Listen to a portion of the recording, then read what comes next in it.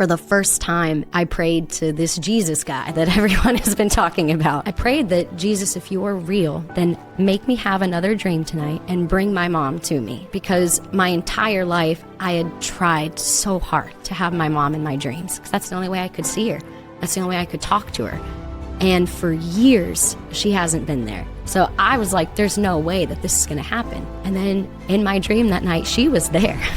And the message that she gave me was, honor God in everything that you do. Everything you do is to glorify him. And I woke up that morning, and I was like, that soul.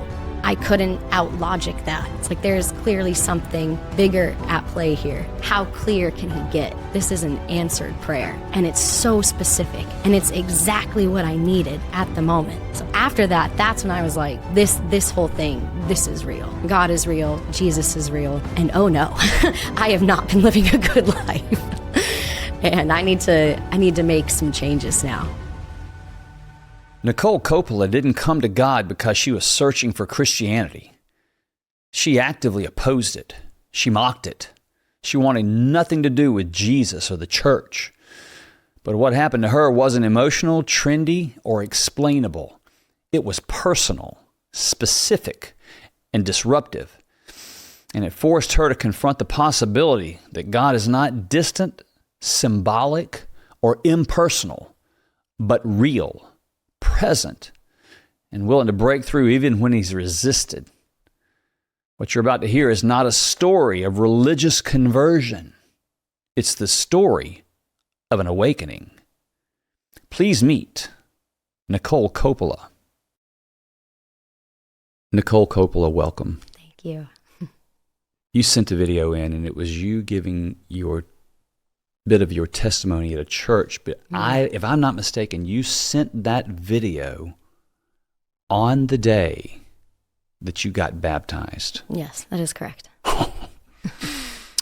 So I heard some things in that video. Mm-hmm. Some things around New Age and the way God pulled you out and some things like that. But I also heard some stuff that was you operating from a place of total opposition to Christ, Christianity. Don't think you were doing satanic things necessarily, overtly, I mean intentionally. Right. But you had a burr under your shoe or whatever around Christians and Christianity. Yeah. And then for you to be on that stage about to get baptized was just never something that would have ever happened. No. And the fact that you were there, just that was God. Yeah. What happened to you? Yeah. God happened. Crazy. So yeah, like you mentioned, I mean, before transitioning into that, I did not want anything to do with Christianity. I thought it was cheesy. I thought it was boring and weak, and I didn't see myself ever pursuing it. There was always like a spiritual calling that I had. Growing up, my mom was really involved with like Sylvia Brown, like a big medium that was back in like the early 90s or late 90s and early 2000s. And that's kind of the environment that I grew up in. I mean, she also went to church, but it was more on the spiritual side. And that was something that I always wanted. I wanted the spiritual connection. And I knew from my understanding at the time that that was not Jesus and that was not God. Like those were two totally separate platforms. So really, how so? Yeah. Explain that. Because I didn't think my knowledge of Christianity and Jesus was just like, I knew the stories growing up as a kid. Like I would go to church sometimes, but it's like I knew kind of that Jesus died on the cross. I didn't necessarily know if I believed it or not. I knew about heaven as a kid, but then as I got older and I started to question things, I realized that the people that were around me didn't have concrete answers for things, and that irritated me. Especially when I lost my mom at 7 because of cancer, and then 2 years later, I lost one of my sisters to an overdose. what a lot of people would say to me is, oh, they're in a better place now. They're in heaven. And then after my sister passed, I started to ask more questions like, okay, well, how do we know? Like, well, where is heaven? How do we know for a fact that she's there? Am I going to see her when I die too? Am I going to see them again? And the only answers that I got was, I don't know. I hope. And that, because there wasn't any like foundation, it cracked everything for me.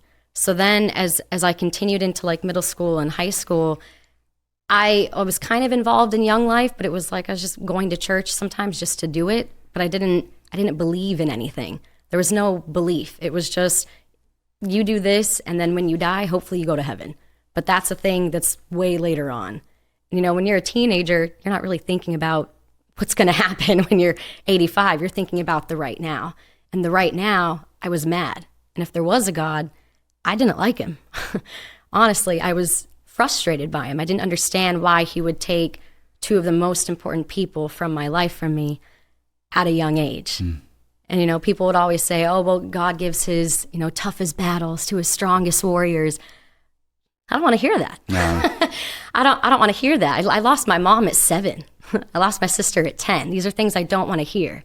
So if that's what Christians believe, then I don't like Christians either, because you're not giving me any type of condolence or support or proof that any of this is real.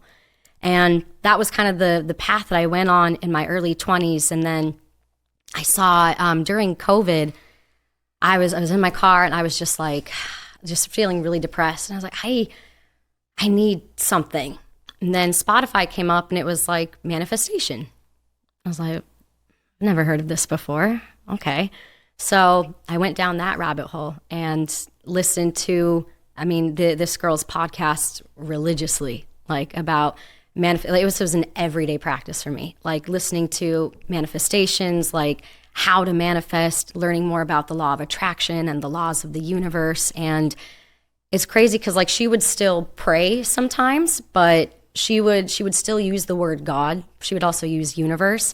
And anytime she even said God, it was instantly like disconnect. Like there was such a block between any time anyone said God or Jesus. It was like full body shudders, like repulsive. I hated it. It's like, okay, we're talking about, why do we got to bring God into this now? Why are we talking about Jesus? Like, why? So that was the path that I was on for maybe like 4 or 5 years. And then I kept diving more into it with manifestation, but that led into human design. That led a little bit into astrology, numerology. Like ultimately, I was trying to make sense of my life and find purpose for my life. Like I think most of us do in our 20s. Like, why am I here? I can't just be here and then die one day and then not know what happens after that. Like there's got to be more. And it's funny because my husband is actually Christian. He is very Christian. So, really? Yes. He grew up in the church. Before you met and all? Oh, yep. Oh, okay. Everything. So the fact that him and I even got together is a huge miracle to begin with. That sounds surprising. Yeah, he was not my type on paper. He is in the car listening to Christian music, and I would make jokes before about people that listen to Christian music and Christian rap. I'm like, that's lame. That's embarrassing. That's cheesy. He did not party at all, doesn't drink, never in that scene. And I very much was. I was always the person like, what are we doing tonight? When's the next move? What's next? So the fact that, God even just softened both of our hearts to, I think, be patient with each other. And he didn't, like my husband never gave me the ick, is what we call it. Like I was never turned off by my husband by the things that he did regarding God, which is weird because everything else I was. So that was a whole thing in and of itself. But fast forward to this past year, this is when everything really changed. And I'm so grateful it did, because I was right on the cusp of diving further into all of the things New Age, because I still, like with New Age, I would feel some type of purpose sometimes and things would make sense and then it wouldn't. And then they would make sense again and then they wouldn't. And it was like these huge highs and these really big lows. And it was just like uncontrollable emotions in my life. And I hated it. I didn't like feeling like I didn't know what I was going to do. Yeah, how far down that path were you? I mean, were you super immersed, or was it just like an alternative perspective? I'd say I had my hands in a lot of different, like, I guess they call it modalities. Like, I was never an expert in any one thing, but I was actively practicing manifestation. I was actively doing human design and numerology. And literally, like, the week before my awakening happened, I made the commitment to myself that maybe I'm not getting the results that I want because I'm not fully all in. Like, maybe I've been lukewarm about this. Maybe I need to dive in more to this. Because everyone else in New Age is having these spiritual experiences, and that's what I've been wanting. They've gotten these like words of wisdom, like they've gotten these things, and I never got it. So I was like, okay, well maybe it's just because I'm not all in yet. So literally that week before, I was like, I'm going to get all in. I'm going to study more about this. I'm going to add more rituals to my morning and to my evening. I'm going all in. And especially because I was about to turn 30. And there's a big thing in astrology, and it's your Saturn return. It happens when you're 30. And I calculated it like right down to the day. I went on like this online thing, and it told me exactly when Saturn was going to come back into the place it was when I was born. It was like sometime in March. Like that's when it was going to line up again. And so I put like mentally everything on that day. I was like, oh, this is it. This is when my life is going to make sense. Finally, this is when it's going to make sense because my Saturn's coming back and it's all going to be okay. And then it came back and nothing changed. So I was like, okay, well, now what? Like now what do I do? All of these things are supposed to be propelling my life forward. And I feel like I'm still stuck in the same place. I've gotten more knowledge, but I'm not moving anywhere. And if anything, I feel less or even more empty in my life now. Like I feel less fulfilled than I did before. Like what gives? And that was in March. Come April, April 20th was Easter this past year. And before that point, I had purchased a Bible sometime in March because one of my mentors, he was telling me like, he's trying to help me, right? He sees that I'm struggling with things and he's like, okay, well you should like, I don't know, just memorize this passage or do this, or you should read this. And I listened to him for everything business. I did not listen to him about this. But you bought a Bible. I did buy a Bible. Really? I bought a Bible because I wanted to be able to combat him with the things that he was telling me. And it was not out of me 100% like excited to learn about God or excited to learn about Jesus. It was more, I've never read the Bible before, but I can't attack something that I don't really know. And if someone that's a Christian, I mean, he was a pastor. If someone that's a pastor is telling me things, my ego comes into play. Is like, well, let me see if I can check him. Like, he says all of this, but what does the Bible actually say? So it was more of a combative sense. Because I realized that I would kind of check Christians, but I would do it based off of the limited information that I had. I didn't have anything to go back to and go, well, this says this, this, this. I didn't have any of that. So like, well, my ammo is weak. So I was like, well, let me beef up my ammo then. So I bought a Bible and started reading it from the very beginning. And I don't know if you know this, Stacy, but the first Testament is not the most exciting if you're new to the faith. It is boring. It can be a challenge, but once you yeah, the early stuff is actually really powerful and interesting to me. Yeah, as you have some of the context around it, but there's a whole discussion around that. But no, if you were a new person exploring Christianity, I probably would not point you to the Old Testament to start with. Exactly. And I was reading the King James version. That's even tougher. It was even worse. And so that's when I purchased an NLT Bible because my mentor was like, okay, you need a New Living Translation version and start with the book of John. And first of all, I hated that. It's like, what do you mean I don't start at the beginning? I don't start at the beginning. I instantly was uncomfortable with that. Like the perfectionist in me, that perfect student growing up was like, I have to start in the middle of a book?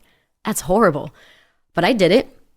And some of it was still making sense. Some of it still wasn't. But I was able to have an open dialogue with my mentor now. And I'm such a firm believer now that God places people in your life for a specific reason.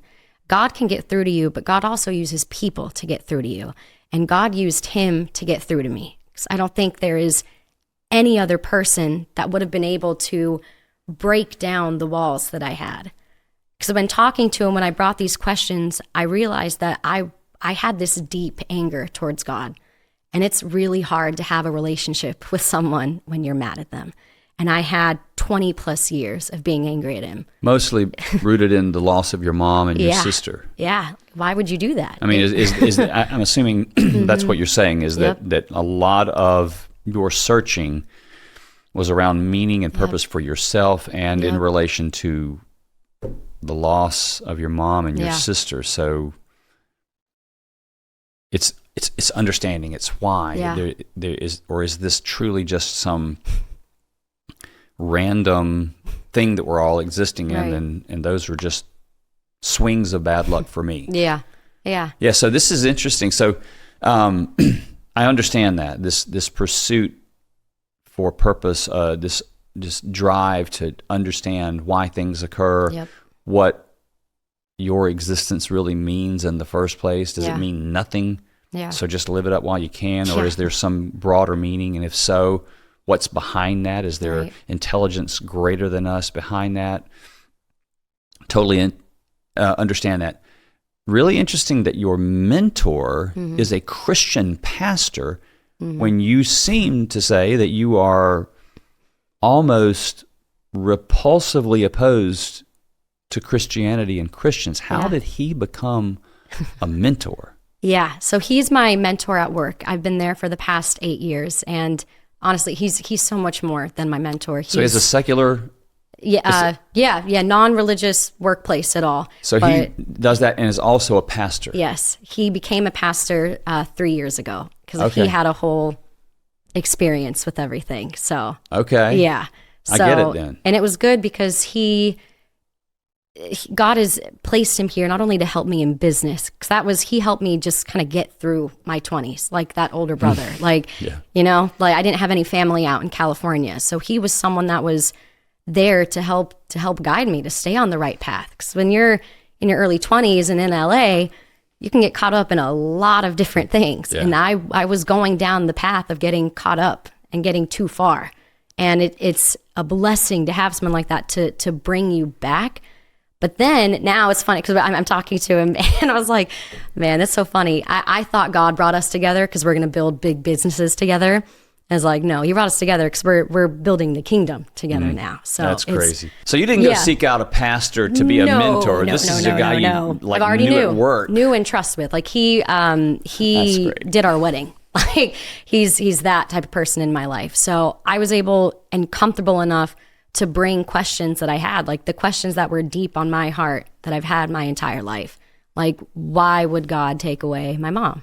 Why would God take away my sister? And he was the first person to add on to the, well, I don't know part. And the answers that he gave me, it tore every barrier down. Because part of it is we don't know. And the other part of it is it's not our job to know. And you have to be okay with knowing that it's not your job to know. And he's like, and even if you did know, Nicole, you probably wouldn't understand it. He's like, I could tell my daughter, he has a 3-year-old daughter at the time, I could tell my daughter that you need to eat your vegetables, it's healthy for you, break down the enzymes, and you get vitamins, you can do all this stuff. She's not going to understand any of that. She just needs to know you can't eat candy, you got to eat your veggies. That's it. Even if I gave her the information, she couldn't do anything with it. It's above her comprehension. And that was a hard truth that I had to swallow, that it's above my comprehension. And as someone that has always considered themselves pretty intelligent, it's horrible. I hated that. So that was the first part. And the second part was redirecting the anger that I had, because I was angry at God. And he helped reframe it to me that God didn't create the cancer that took my mom. God didn't create the drugs that overdosed my sister. Those aren't God's creations. Those are the enemy's creations. So if you're going to be angry, point your anger at the right direction, because it's not towards God. And after that, that's when I think my heart started to get more softened. And that's why I was able to have an experience on Easter, was because the anger that was built up was swept away. It was gone. So now I was finally open to receiving a God, and he was open to giving me the information that I needed, because he knew I would get it. Man, that's great.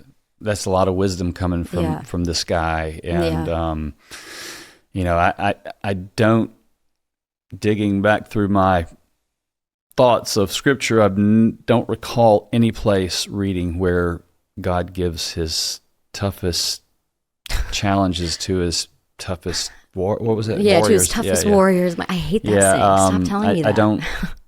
If somebody knows where that is in scripture, please let us know, because that is not a scriptural thing. Right. The truth of the matter is, when you're in faith, you understand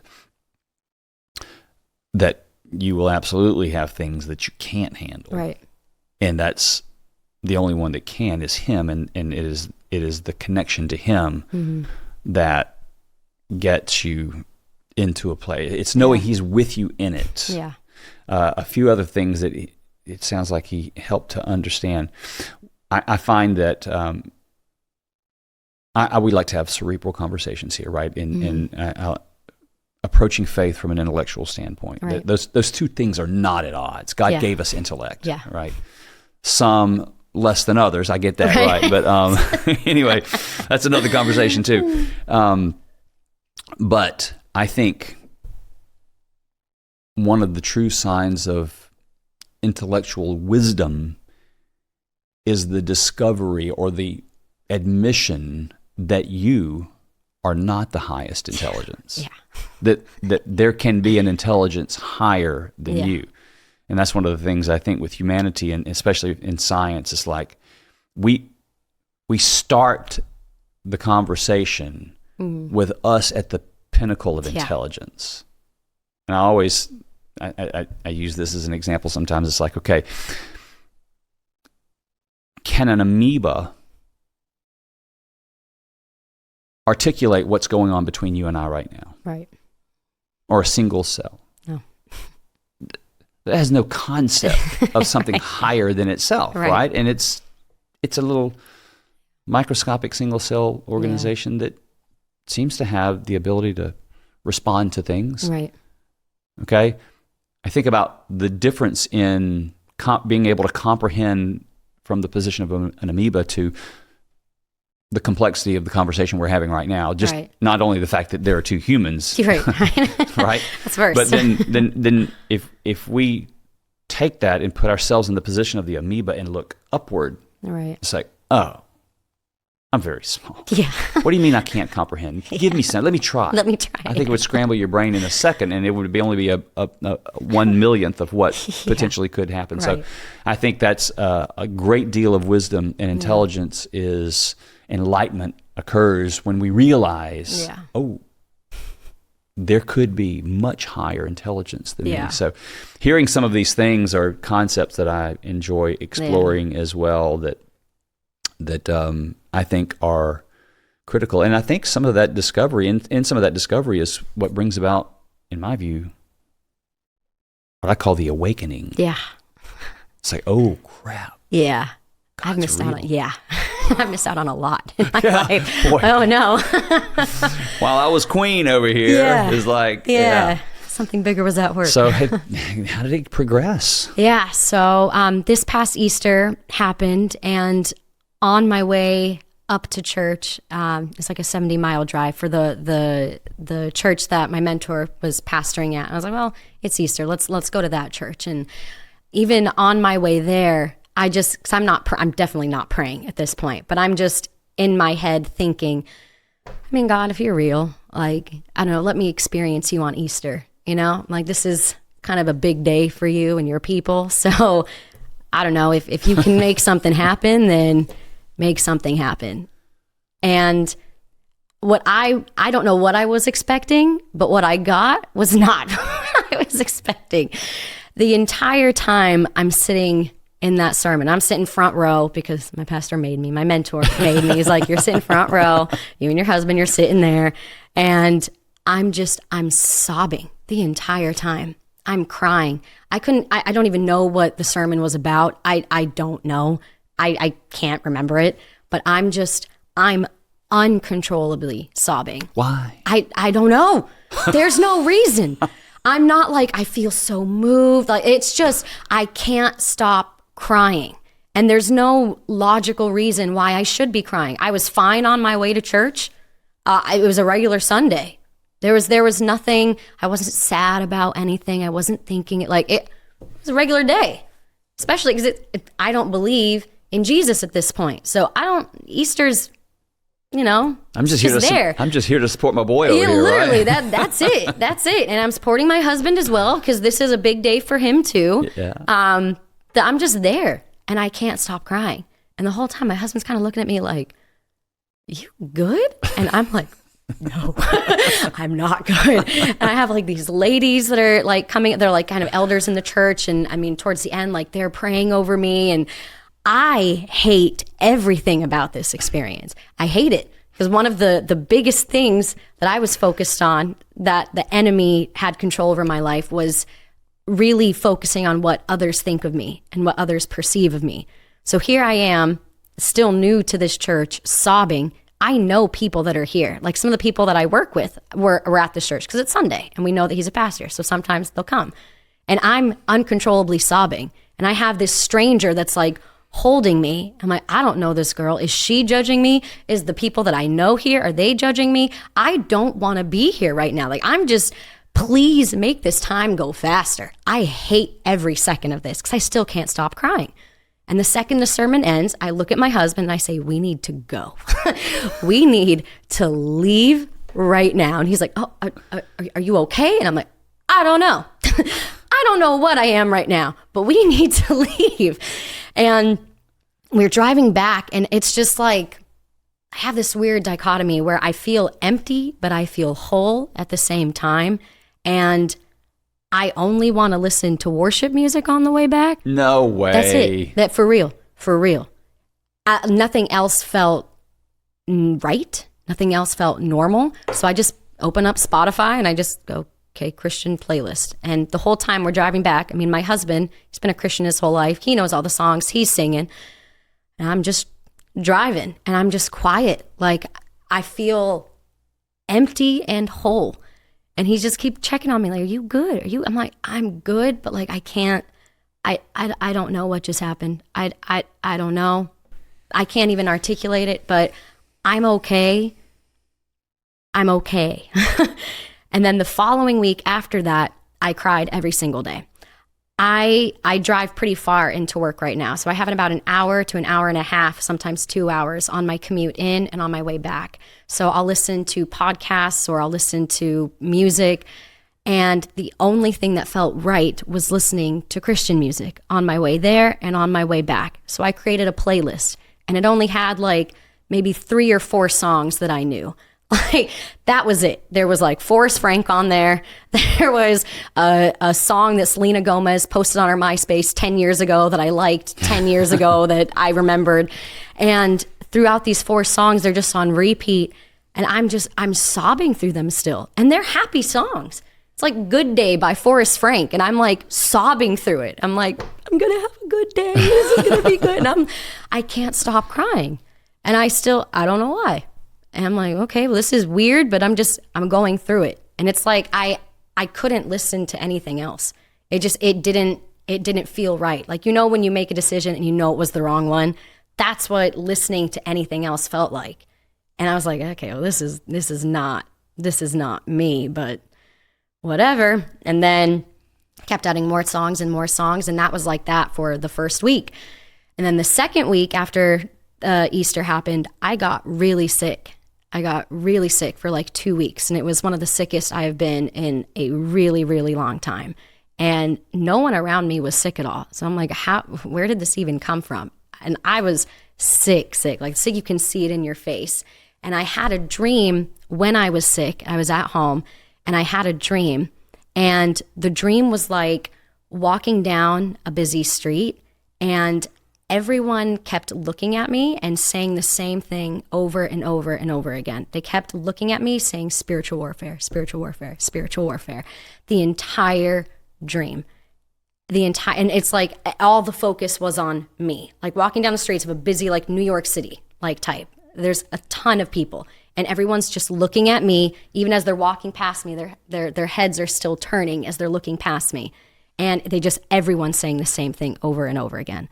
I didn't really think much of it because I thought logically, right? I'm like, oh, that's just a fever dream.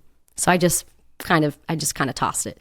And I know it's like, Nicole, but this is a huge, like, this is red alert. What is going on right now? Yeah, but is the term spiritual warfare in your vocabulary? No, that doesn't mean anything to me. It doesn't mean anything to me at this point. So I'm like, that was a weird fever dream. It's like I was sick. I legitimately had a fever. So this is just some weird dream that I'm having. So I didn't really think much of it. A couple weeks passed by. And now this is the weekend of Mother's Day weekend. And I get a dream that Friday night. And there's a part of this dream that feels like something I have never experienced before. Like it felt otherworldly. Like it was a different type of feeling. Like the only way I can describe it is like if you're spinning around real quick and then someone stops you for a second and then you get back to spinning. It was like this moment of clarity and focus amongst the chaos of dreamland with everything. So the clarity moment of that, and I don't even remember like who said it to me or what it was, but they said, be an expert in the scriptures. And I was like, okay, well, that was weird. So then again, I just kind of tossed it aside. I'm like, then maybe that was just a weird dream. The second night happens and it's the same thing. There's a lot of chaos and then there's like a quiet moment and it feels different. It feels like these are not my dreams. And this message it was someone leaned over to me in the dream and they said, isn't it crazy how you can just whisper something to God and he makes it happen? And then the chaos of my dream continued. I was like, okay, that was really weird. And then Sunday came and that was Mother's Day. And Mother's Day has never been the best time of the year for me. The entire month of May, I've hated the month of May because my mom also passed at the end of May. So I have Mother's Day, I have my mom passing, and then my sister passed, the one that passed, her birthday is in May. So the entire month of May, I've never liked, ever. And this Mother's Day, I was doing okay, but then by the end of the night, I mean, I was breaking down. I was sad and I was just hurt and angry again. And for the first time ever, I prayed to this Jesus guy that everyone has been talking about. And the prayer was just something simple. I kneeled down on my couch in the living room and while my husband was getting ready for bed, because I was like, I don't even want him to know that I'm praying this because it's still embarrassing. Like it's still not in my character to do this. And I prayed that, Jesus, if you are real, I mean, you've given me dreams the past 2 nights with messages in them. So if you're real, then make me have another dream tonight and bring my mom to me. Let my mom be the person that delivers the message to me. And I was just praying there was no expectations to it because my entire life I had tried so hard to have my mom in my dreams because that's the only way I could see her. That's the only way I could talk to her. And for years, she hasn't been there. And I've done everything in the logical sense from, trying to talk to her before bed, like looking at pictures before bed of her, like just trying to get her in my brain. Because subconsciously I'm thinking, or consciously I'm thinking like, well, whatever you think about before you go to bed is probably what you're going to dream about. And it never worked. And she hadn't been in my dream for years at this point. So I was like, there's no way that this is going to happen. And then in my dream that night, she was there. And the message that she gave me was, honor God in everything that you do. Everything you do is to glorify him. And I woke up that morning, I was like, that sold. Like, I couldn't out logic that. It's like there's clearly something bigger at play here. And I had to humble myself to be like, you can't stop denying the truth that's there, or I'm just going to look like the fool. Like, how clear can he get? This is an answered prayer, and it's so specific, and it's exactly what I needed at the moment. So after that, that's when I was like, this whole thing, this is real. God is real. Jesus is real. And oh no, I have not been living a good life. And I need to make some changes now. Yeah, and oh no, I've been carrying the opposite flag. Yeah. In front of all these people. Yeah, and oh no, I've been wrong. And what do I do now? Because I still have this deep obsession with how people perceive me and what they think of me. And I come from an Italian family where, our love language is making fun of you and being sarcastic towards you. Like, that's what I've grown up with. And now I'm like, I want to keep this to myself. Like, I don't want to get clowned for having this belief now. But the best part is that, I have the most supporting husband. So he was the first person that I told everything to, because I kept everything quietly towards me that had been happening for the past 2 or 3 weeks at that point. And then when I shared everything to him, he was just like, you've been going through all of this? Like, that's crazy. Like, he was over the moon. He was so excited. So just having him by my side has been really awesome, to be able to walk the path now with him. And I'm not going against him anymore either, which has been really, really awesome to see. So that was kind of the awakening part of it. Well, and since then, crazy, coincidences that I would have called them before have just continued to happen. We're going to get into that. Yeah. For sure. But there are things that you've discussed so far. Yeah. That are just jaw-dropping to me, and are the things I often like to pursue here. Yeah. It is the awakening. Yeah. The awakening isn't necessarily the born again moment. Right. The awakening is the awakening to the truth. Yeah. That you've missed. Yeah. For so long, about the existence, the truth of the existence, presence, and power of a God that the world, even if you believe in God, says isn't personal. Yeah. And the discovery and the realization that he is extremely personal. Yeah. Yeah. That is just amazing. I didn't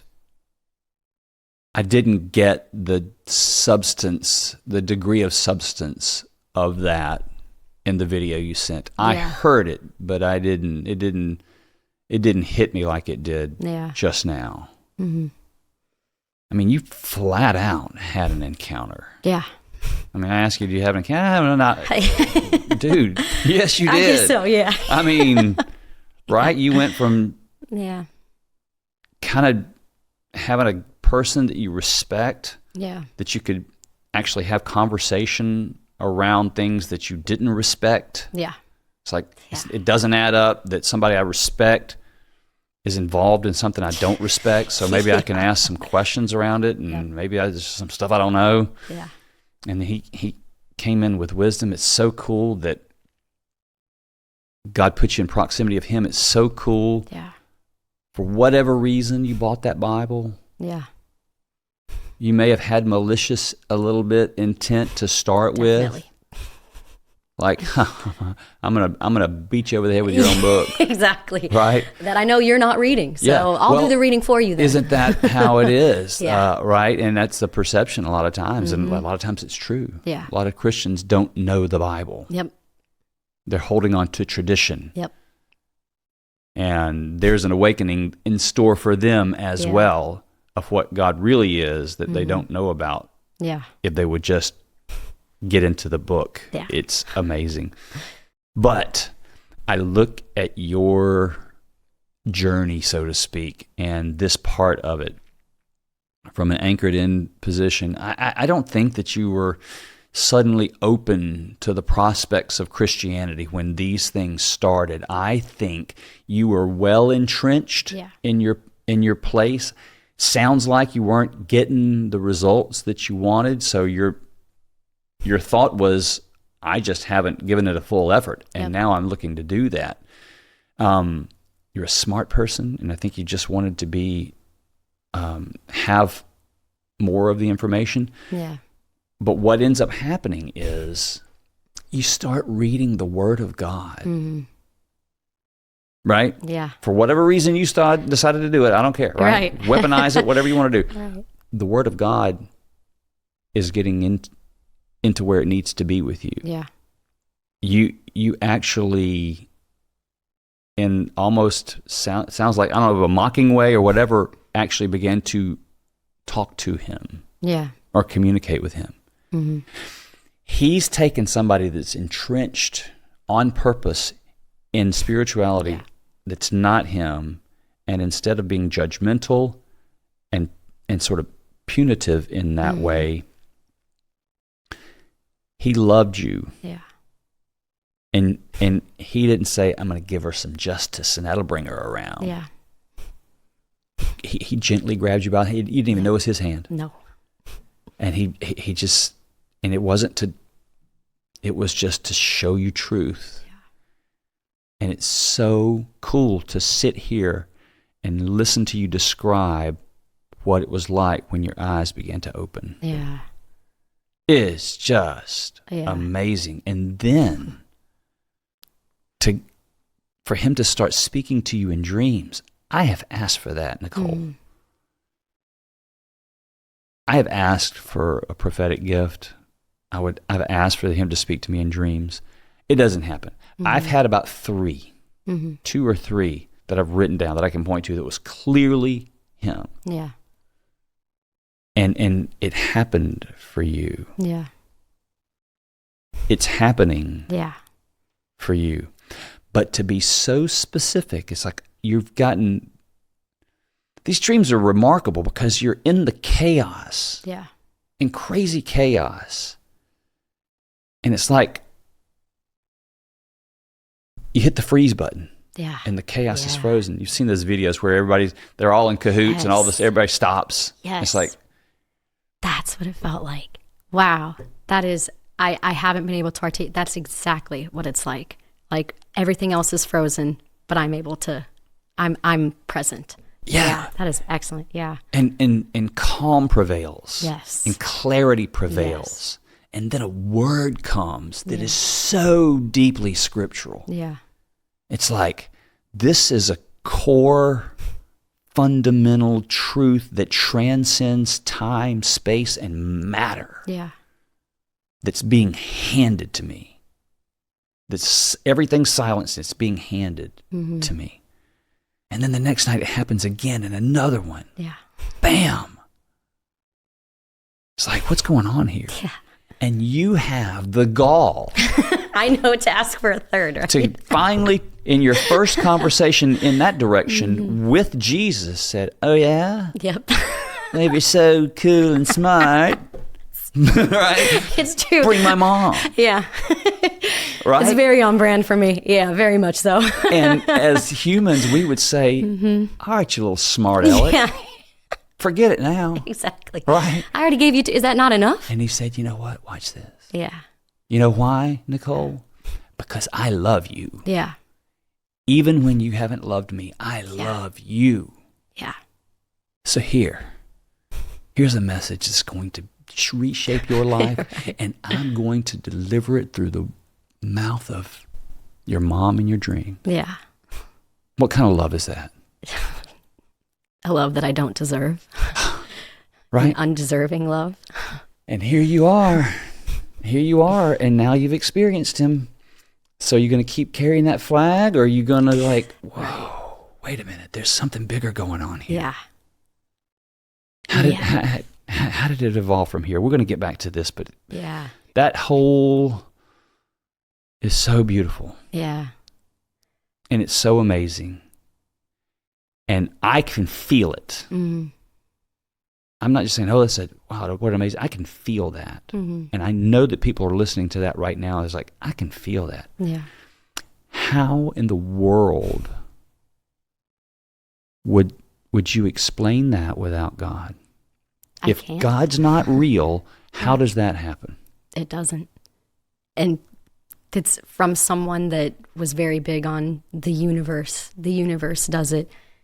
I've prayed to the universe and I didn't get answered prayers. I didn't get the things that God gave me. Like none of that could have happened without God. And I've tried to logic myself out of it. I tried. Even after it happened, I was like, I had conversations with myself. Because that's the great part about it is that I don't stop thinking. That's the bad part too, is that I just have this thought process in my head that just won't shut up. Like there's always this voice that's constantly analyzing and looking at things, and it's helped me in a lot of situations, but it's also hurt me in a lot of situations too. So I tried to logic myself out of it because I don't want to be a Christian. At that point, that goes against everything that I thought was there. And that also then, what do I look like if I'm a person that would make fun of Christians, or I would make jokes, like even when I would go to church with my husband, because I'm just trying to be a supportive wife, right? Like I'm not called to go to church with him, but I'll still go sometimes. And even at like communions, for example, I would tell him like, oh, this is the best part of church. I get food. Like making jokes like that. Like I'm that type of person. And now I'm the complete opposite. I didn't want it to be true because that means everything that I was doing before was wrong. How much of that was rooted in your opposition of Christianity? How much do you think of that was rooted in the intellectual, cultural perception of Christians? I think all of it. I was judging a religion based off of what I saw around me, and I didn't go directly to the source. And I wish I would have gone directly to the source a long time ago, but things happen the way they happen. But the Christians that I saw were the ones that would go to church on Sundays, but then do ungodly things the rest of the week, and then come back again on Sundays. And I'm like, this doesn't make sense. Yeah, and the words don't have substance. It feels like to me, right? Because they're speaking things, and sure, they're. I don't even get into the hypocritical thing. Yeah. Right? I understand that.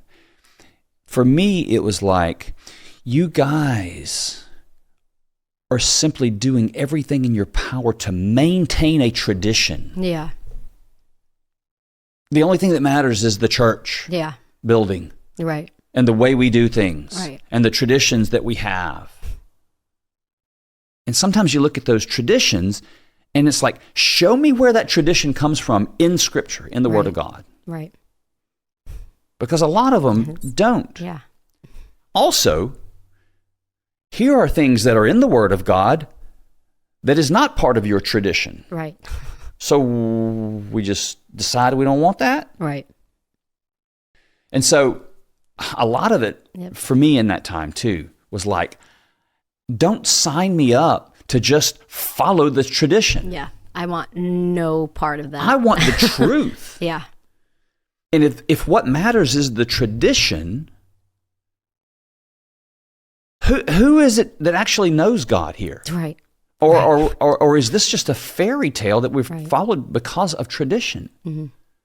And I was leaning to fairy tale. I was too, because I felt like it was kind of like a cop-out.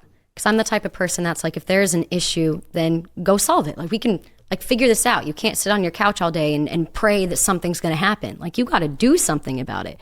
So that's another part that I felt Christianity was. It's just a cop-out for laziness. Like, oh, if you just pray it, things will happen. It's like, where's the work in that? Like you can't just give everything to this God and he's going to make things happen to you. So I also saw it as a cop-out. I saw it as a way to ease, an anxious mind about, life after death, because we don't know that part. And that was something. Here's a nice story. Yeah. That was something that the enemy used within me very much when I was younger, is to give me that anxiety of that with what had happened to me as a kid. So then that led off into that too. It's like, oh, well, maybe people just believe in this heaven thing and this God thing just so, they don't get anxious about it. It doesn't mean it's real. Like, yeah, and you have to be a Christian, or you're going to go to the bad place, to hell, and burn for eternity, forever. It's like, now it's fear mongering. Yeah, that's right. Nothing about it resonated with so me. the point of that, So the point of that is, you can watch it happening through the decades of the 60s, 70s, 80s, 90s, 2000s. People began exiting Christianity. Yeah. People just like you were like, I don't want, Yeah. Look at these guys are, Yeah. They're stupid, they're weak, they're idiot, And so there's this blockage from knowing God, and the blockage isn't like satanic stuff. Yeah. The blockage is religious tradition. Yeah. That is such a turnoff. Mm-hmm. And what we're watching happen now is that blockage is still there, but there's cracks in it. Yeah. And people down here who don't want any part of that crap, but are becoming awakened to the truth that is God, to who Jesus actually is. Mm-hmm. Don't know how many churches I've been to, I'd never heard the gospel message. Yeah. Really. They talk about the gospel message, but nobody talks about the gospel message. And they're bypassing religious tradition to go straight to relationship with the living God, which is what he wanted from the start. From the very beginning. That's the revival that's going on. Yeah. People like you in New Age, you are searching for spiritual truth, spirituality. You want a connection to something higher. Yes. You want to feel the connection to something higher and then see the results in your life right now. And so we manifest prosperity and the husband or the wife or the career or whatever else it is. We seek healing from spiritual connection. That Jesus tradition thing over there that's awful? No, of course not. That's not even an option. No. But there are things. And so when God reveals the truth to people that were where you were or are where you were, and they're flooding into us at a stronger faith. Yeah. And they're telling the same things like, but then God revealed the truth. Yeah. And it was him the whole time. I was just duped. I was duped by Christians. Yep. I was duped by religious tradition. I got turned off of God because of the people that are carrying his flag. Yeah. And the churches and the tradition around that. I didn't know that I could actually know him. Yeah. I didn't understand that Jesus lived a sinless life. Yeah. And the reason he died was so that I had access to the Father forever. Yeah. I didn't know God talked to you. Didn't know that he could talk to you. No. I didn't know. What an awakening. Yeah. That's going on all over. Yeah. Thought it was just you get to that point when you die. You see him, you meet him for the first time when you die. That was never enough for me. So now it's like being able to experience him flipped my whole life upside down. And now we're here, just 7 months later. This whole thing that we do here is about experience, is about people describing how they have experienced God. Yeah. And some of the people that have the hardest time with that are people who are clinging to religious tradition inside of the church every week. Volunteering, making food bags, parking the cars, being the greeter, doing the daycare, on the prayer team, not the prayer team, but the one that's responsible for the list that goes out where we pray for sick people. I don't believe you can experience God like this. Yeah. And it's incredible. It's why we do what we do. And so to hear someone experiencing God who is firmly entrenched in opposition because of the deception brought on by at least the cultural perception of Christians in her experience, God broke through that tradition and then showed up for you. Yeah. That's incredible. I don't know. It's beautiful. Let me ask you, you're enthusiastic about it now. What makes you believe that you've experienced the truth and are not just enthusiastic about a new spiritual alternative? Yeah, that's a really good question. I think because of the way that he's continued to show up in my life the past 7 months, it's not just a one and done type thing. And the way that I, especially now, I mean, being an expert in Christianity now, a whole 7 months, but just the way that I feel now is totally different than the way that I felt then. Like, I was searching constantly for purpose. I was searching to feel whole, and everything that I went through, and it never gave me that. Every new modality that I tried to get into, it never brought that. It would bring it for maybe a moment, but then I'd be even more depleted. So it's like, it's a full cup. And the second I start to get empty, it gets filled back up again. Like, it's this undying love. It's this undeserving kindness and grace, where it's like, how can you not be excited about it? But also, I know that it's not just a fad for me because of how anti of it I was. Like, logically, I don't know how you can go from hating something to suddenly loving something that's as big as this. Like, hating it. It's a strong word, but I wanted nothing to do with this. I didn't. This was not the path that I chose for me. Thank God, God has another path for me. It's the Apostle Paul, right? Yeah. Yes. He didn't choose that. He was the king of opposition. Yeah. To Christ, Yeah. Christianity. And then within a short amount of time, they were like, this psychopath that we're all running from is now like carrying our, what happened? Yeah. A pretty dramatic thing happened. Yeah. So I got to get into the detail of something here. Mm-hmm. So you woke up the next morning, and I'll be dog if your mom had not showed up just like you prayed the night before. Yeah. How did you respond to that day? I was in awe. I was in disbelief. But from that moment on, there was no there was no hard belief of God isn't real. Jesus isn't real. It was, oh, this whole thing is real. So now that I know that it's real, what do I do from here? What are the next steps? What do I need to do? And I would still go back and forth with myself, trying to logic myself out of it, but none of those things could pull me out of it. It's like I have too much faith now. I have too much belief in this. And I think that's why he was just so gracious to bring my mom in that dream, because he knew that I needed that third night.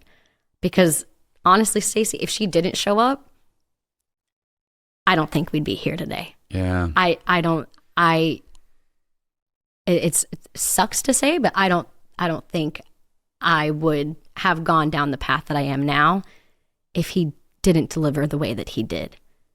And I think, well, obviously he knew that too. It's like, okay, this is what you need, and now your life's going to be forever mine. And it is. Yeah, he had you primed for that too. Yeah. So back to, naturalist, skeptic, atheistic version of Stacey. You're into manifestation, right? Yeah. You're listening to podcasts that talk about manifesting what you want. Yep. How is this not manifesting this dream? Yeah. Because I've tried to manifest my mom in my dreams before, and it didn't work. And so I was like, well, maybe I'm just not doing it right.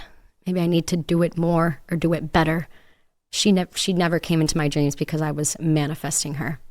It didn't happen, and I tried.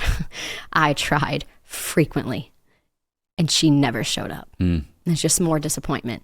But it was more disappointment in myself. Like, well, maybe I'm not doing this thing well enough. Isn't that crazy what the enemy does? It's on me. I didn't manifest hard enough. I didn't do the right principles. Maybe my state wasn't the right state that I needed to be in. Maybe I wasn't doing this the right way. All of these things that take you off of what you were born with, which is you're already enough. And that was when I had that realization of, I don't have to do anything. That's the catch with New Age, is that it has these riches of promise of everything, but there's so many steps that you have to do. You have to enlighten yourself. You have to do this, do this, do this. With God, you just have to be. And that's it. That's all. You don't have to be perfect. You don't have to do the things perfectly. It's hard. You just have to show up. And that's it. And when that clicked in my head, it was like a weight off of my shoulders. I don't have to do anything. This is it. Yeah. Jesus says, my yoke is easy. A yoke, like you think about the guys plowing with the cows, right? And the yoke ties them together, and it's big and heavy and can't move. And he says, my yoke is easy. My burden is light. And it's like, what? And it's like, I'm the vine, you're the branch. The branch doesn't produce the fruit. Right. And the branch doesn't get the nutrients out of the soil. Yeah.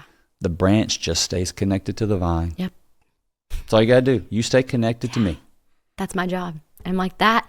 You don't have to go get the water. Right. You don't need to get the nutrients and minerals. I'm going to feed you all those things. You just stay healthily connected to me. Yep. That is such a powerful truth about Christianity versus what I hear. I've never done New Age studies, right? But in New Age, it is, and other religions, right? You could talk about Hinduism, and I know that there's paths to those things of that enlightenment, and it's not it. It's just know God, connect to Him. Yeah, that's it. That's amazing. So so this was in May? This was in May, yeah. And so what was your next step then? After that, there was just like this intense hunger for reading the Bible, for listening to worship music, for finding testimonies. Like, these were things that I never wanted to listen to before. And that's how I found this on YouTube. Where I was like, us. Yes. Yeah. That's how I found this. Cause I didn't even know the term New Age when I was in it. I didn't classify it as that. And I was like, I heard people talk about it on here. I was like, oh, well, yeah, I was into all of that. Oh, New Age. Okay. So then I started, on YouTube searching up, New Age to Christ testimonials. And there's tons of them. I didn't know that. I had no idea. So every single day I'm listening to people share their story, to, the things that Christ has pulled them through. And it helped me get closer to God. And I was able to learn through them too. And one of the most powerful ones that I saw was Jess when she was on here. And just something about, I don't know, because like we're both from the West Coast, but I was like, something just really resonated with me with her. And I remember after I was done listening to it, I was like, man, that's so cool. I was like, she's got a whole like page just talking about God. Like, that's so cool. Like, I wish I could do that. I was like, I'm definitely not posting on like my personal Instagram or anything like that. I'm not going to do that. I'm not ready for that part. Still have a reputation, right? Yeah, exactly. I still have a reputation to uphold here, but I'm definitely not doing that. I'm like, man, that'd be so cool if I could do that. I was like, I feel like I could do that. It's like, I'm like, God's doing all this crazy stuff in my life. Like all of the things that he had done up until that point. I'm like, all of these coincidences and things that he's bringing. I'm like, I feel like I need to share this. I'm like, but I can't share it on the people that I know. And then I tossed it to the side. I was like, I don't even know what I'd call it. I don't even know what to call it. I wouldn't even know where to start. So if I think of a name, I'll do it. How about that? And this is the conversation I'm having with myself. And then that night I had another one of those dreams. Really? It was that. And this time it was at the very, very end of it. And all it said was car rides with Christ. And I woke up that morning. I was like, well, what is that? I was like, well, maybe it's a podcast that I need to listen to, or maybe it's, so I Google it, and there's nothing there. And I was like, dang. I was like, this is what I'm okay. They're like tapping you on the shoulder. Yeah, It's like, I was like, well, now I have to. hey, it happens like that. And that's how this started. Yeah. Literally, my wife and I, she told me one of them, heard like in a short amount of time, 3 or 4 stories of people we knew that had these just unbelievable inbreakings of God. Yeah. And it was always told kind of in hush hush. It's like, hey, have you heard, you know what happened to them? I'm like, no, what? Yeah. You know, you think it's going to be bad. It's like, well, I mean, they feel like an angel appeared or whatever. I'm like, what? And I heard a couple of these. And I remember telling my wife, I was like, man, if people could hear stuff like that, it would change their faith. Yeah. She's like, yeah. And it was like right there that God said, yeah, you should do it. Right. I'm like, me? what? Right. What does that even mean? Mm-hmm. And he said, look around, you got the time. He literally said, look around, you got the time. Wow. This is my spirit. I didn't hear it in my ear. Yeah. Yeah. And I'd just been released from a job I'd had for 21 years.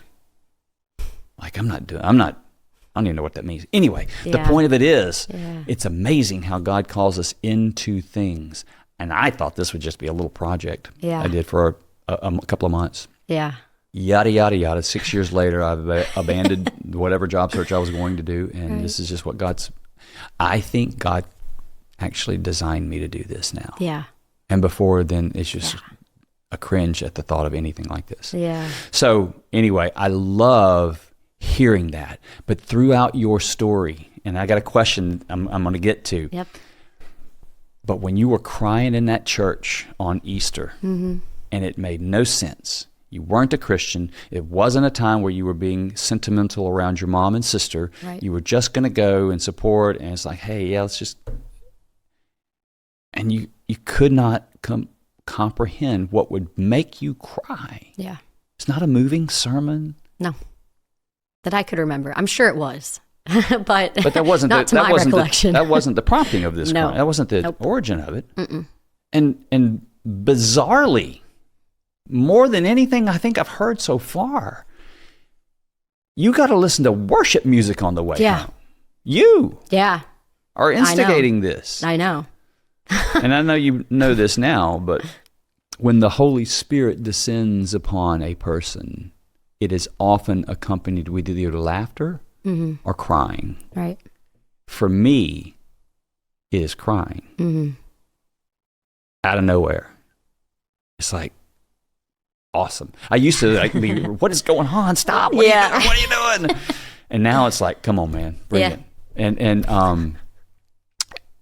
And that is evidence to me of the power of the Holy Spirit descending upon someone who was not asking for the Holy Spirit to descend upon them. Yeah.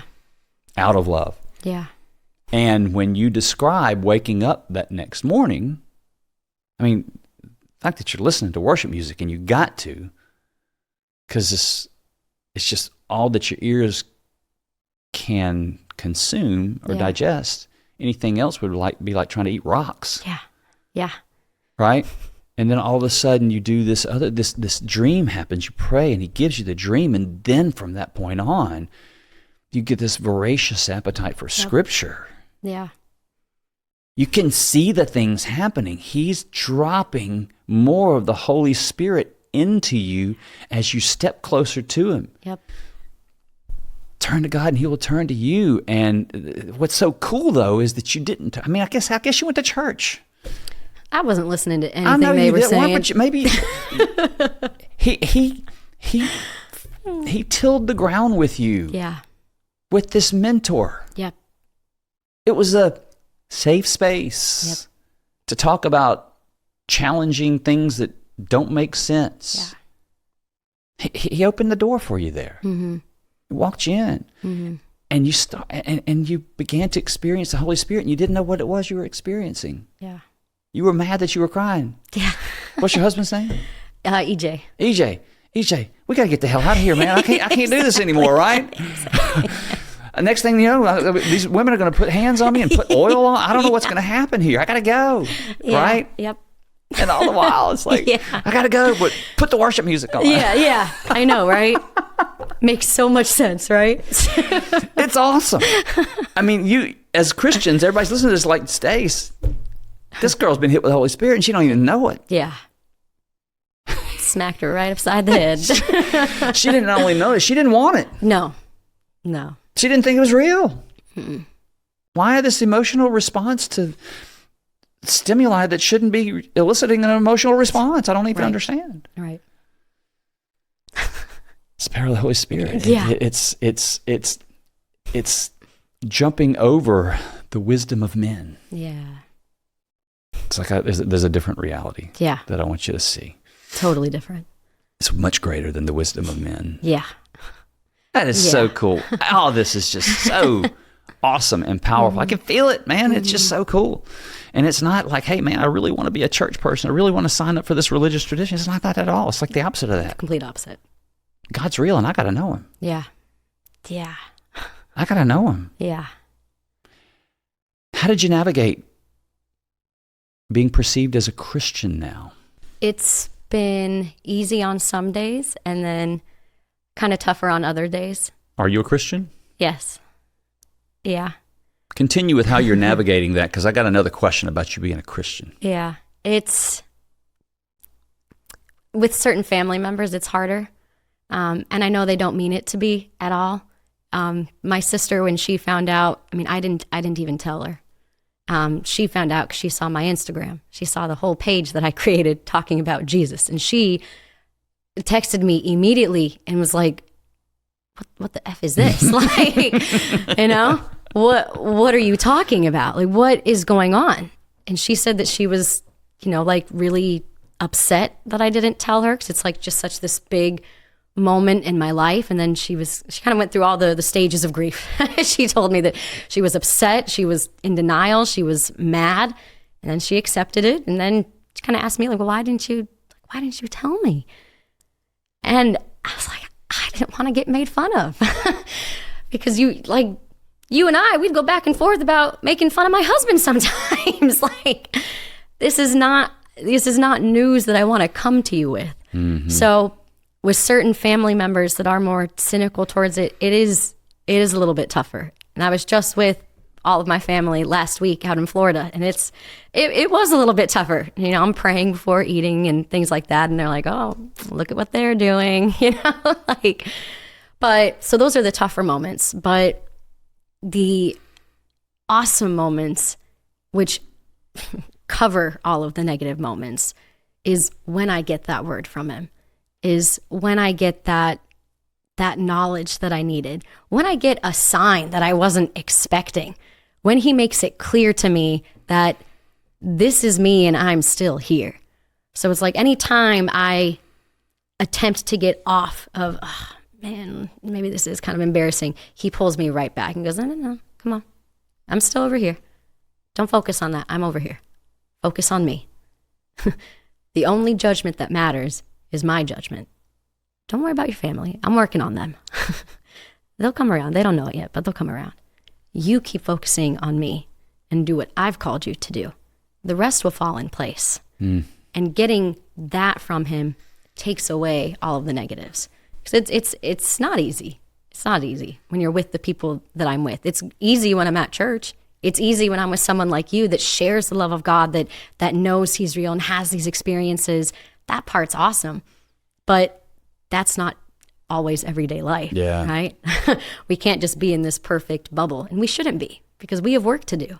Like, we have revival that we need to help bring people. There's more people that are like me that don't believe he's real and he's out there, and he is. So that's the best part about it. And that overturns anything else. Man, the whole thing.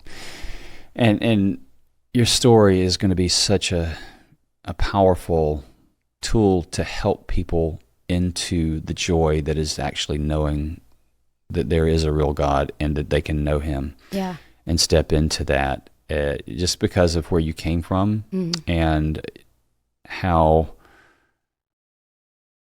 you've experienced him, and then the fruit that comes from your life. There's no better person to lead people to freedom than one who was also shackled and didn't realize it. Right. It's like, hey man, you're trapped in something and you feel like you're not. Yeah. You feel like you're smart. You feel like you've got it figured out. I know that feeling because I did the same thing. Yep. You're drinking water that's poisoning you, and you don't know it. And I didn't know it. Yeah. But he showed me this water that gives life. Yeah. It's living water. And I can show you where it is. Yeah. And there's nothing in it for me. Yeah. It's just, I want you to experience the joy that I've experienced. Yeah.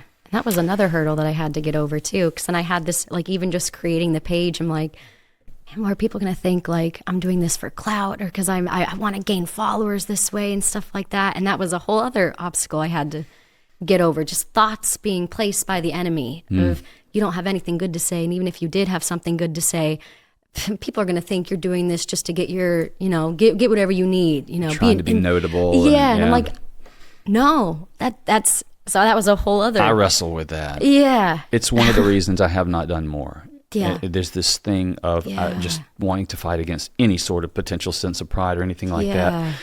And how tricky the enemy is. There are people that I watch and look at other channels, and it's like they are doing that to gain notoriety. Yes. It's very clear. And that gives me the biggest cringe on the inside. Yes. And I'm like, I never want to be.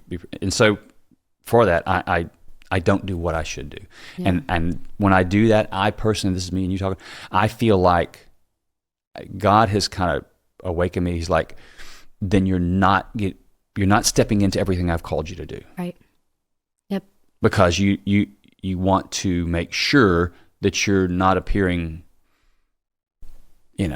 prideful or whatever it is that makes you, I don't want to be, I don't want to, being recognized is like the last thing I want. Yeah. Yeah. It really, it sounds, it's like, yeah, right. Yeah, right. Yeah. But anyway, so that's the thing.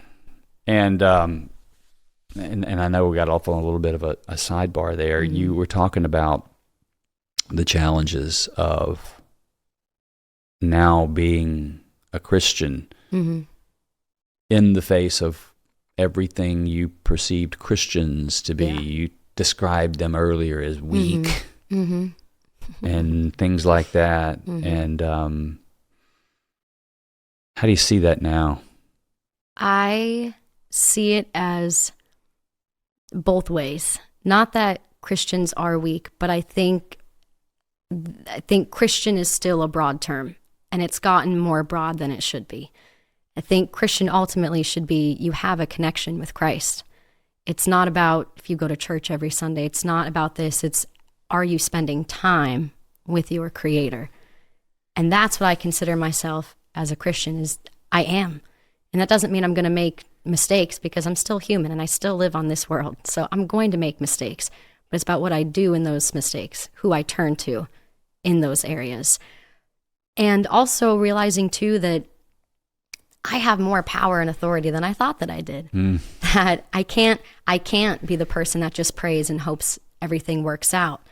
Like that's half the part, but there's other part that I have to do, right? Like I have to step into. He called me to things, but I have to step up to them. I can't just wait for him to give me everything that I want. Like, yes, that part helps, but there's also work that I have to do. You have to do both. You can't work and think it's all you, but you also can't just sit and wait for opportunities to come your way. You have to actively seek it. Yes. The more that you seek it, the more he's going to give. So I think that's kind of my version of Christianity now. But I also know that that's not what, the popular culture says is Christianity. And I get that. But when I say I'm a Christian, that's what I mean. Is I have a connection with Christ. And I'm doing everything I can to pursue that connection with Christ and hopefully just plant a seed for other people to have a connection with Christ. Because I don't need to, move someone over to Christianity. That's not my job. That's God's job. That's not me. You're speaking from a much more mature place of faith than a 7-month-old Christian. I'm telling you, that's wisdom. Yeah. That's coming straight from God through your mouth right there. That is really true. And yes, people think faith is just belief that Jesus is the Son of God, and they think that's faith. Right. That's belief. Right. Faith without works is dead. Right. The brother of Jesus, James, describes it that way. Much like a body without a spirit is dead, so is faith without works. Yeah. So you can't say that you have faith in God, in my view, and don't live your life demonstrating that you have faith in God. Right. If it's all up to you, you got to figure it out. You're I'll say a prayer, but I got to, no, it is demonstrating your faith in the world. It's laying hands over someone to pray for them, because Scripture tells us that the prayer of the faithful and the elders, great results as it's working. Right? It's casting out a demon. Yeah. What? Right. It's 2025, bro. What are we? Yeah. Medieval times here. Right. Yeah. Right? It Yeah. says it right there. Yeah. People are doing it all the time now. Yep. We're beginning to experience the power that God has given us as Christians when we step out in faith. But if we don't use our faith, if we don't step out in faith, it dies. Yeah. You're right. You claim to be a Christian. I have a hard time refuting that. So then I would ask the question, as we survey the landscape of your journey, at what moment do you believe you went from being a non-Christian to a Christian? That moment with my mom. I was sold. And I said, okay.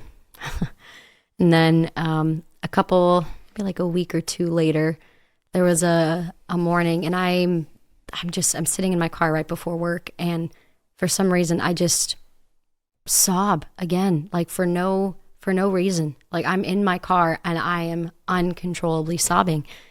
And I'm like looking at my watch, I'm like, I have to go inside and lead like 35 people right now. Like I need to get myself together, and I can't stop crying. Like it feels like I'm having a mental breakdown.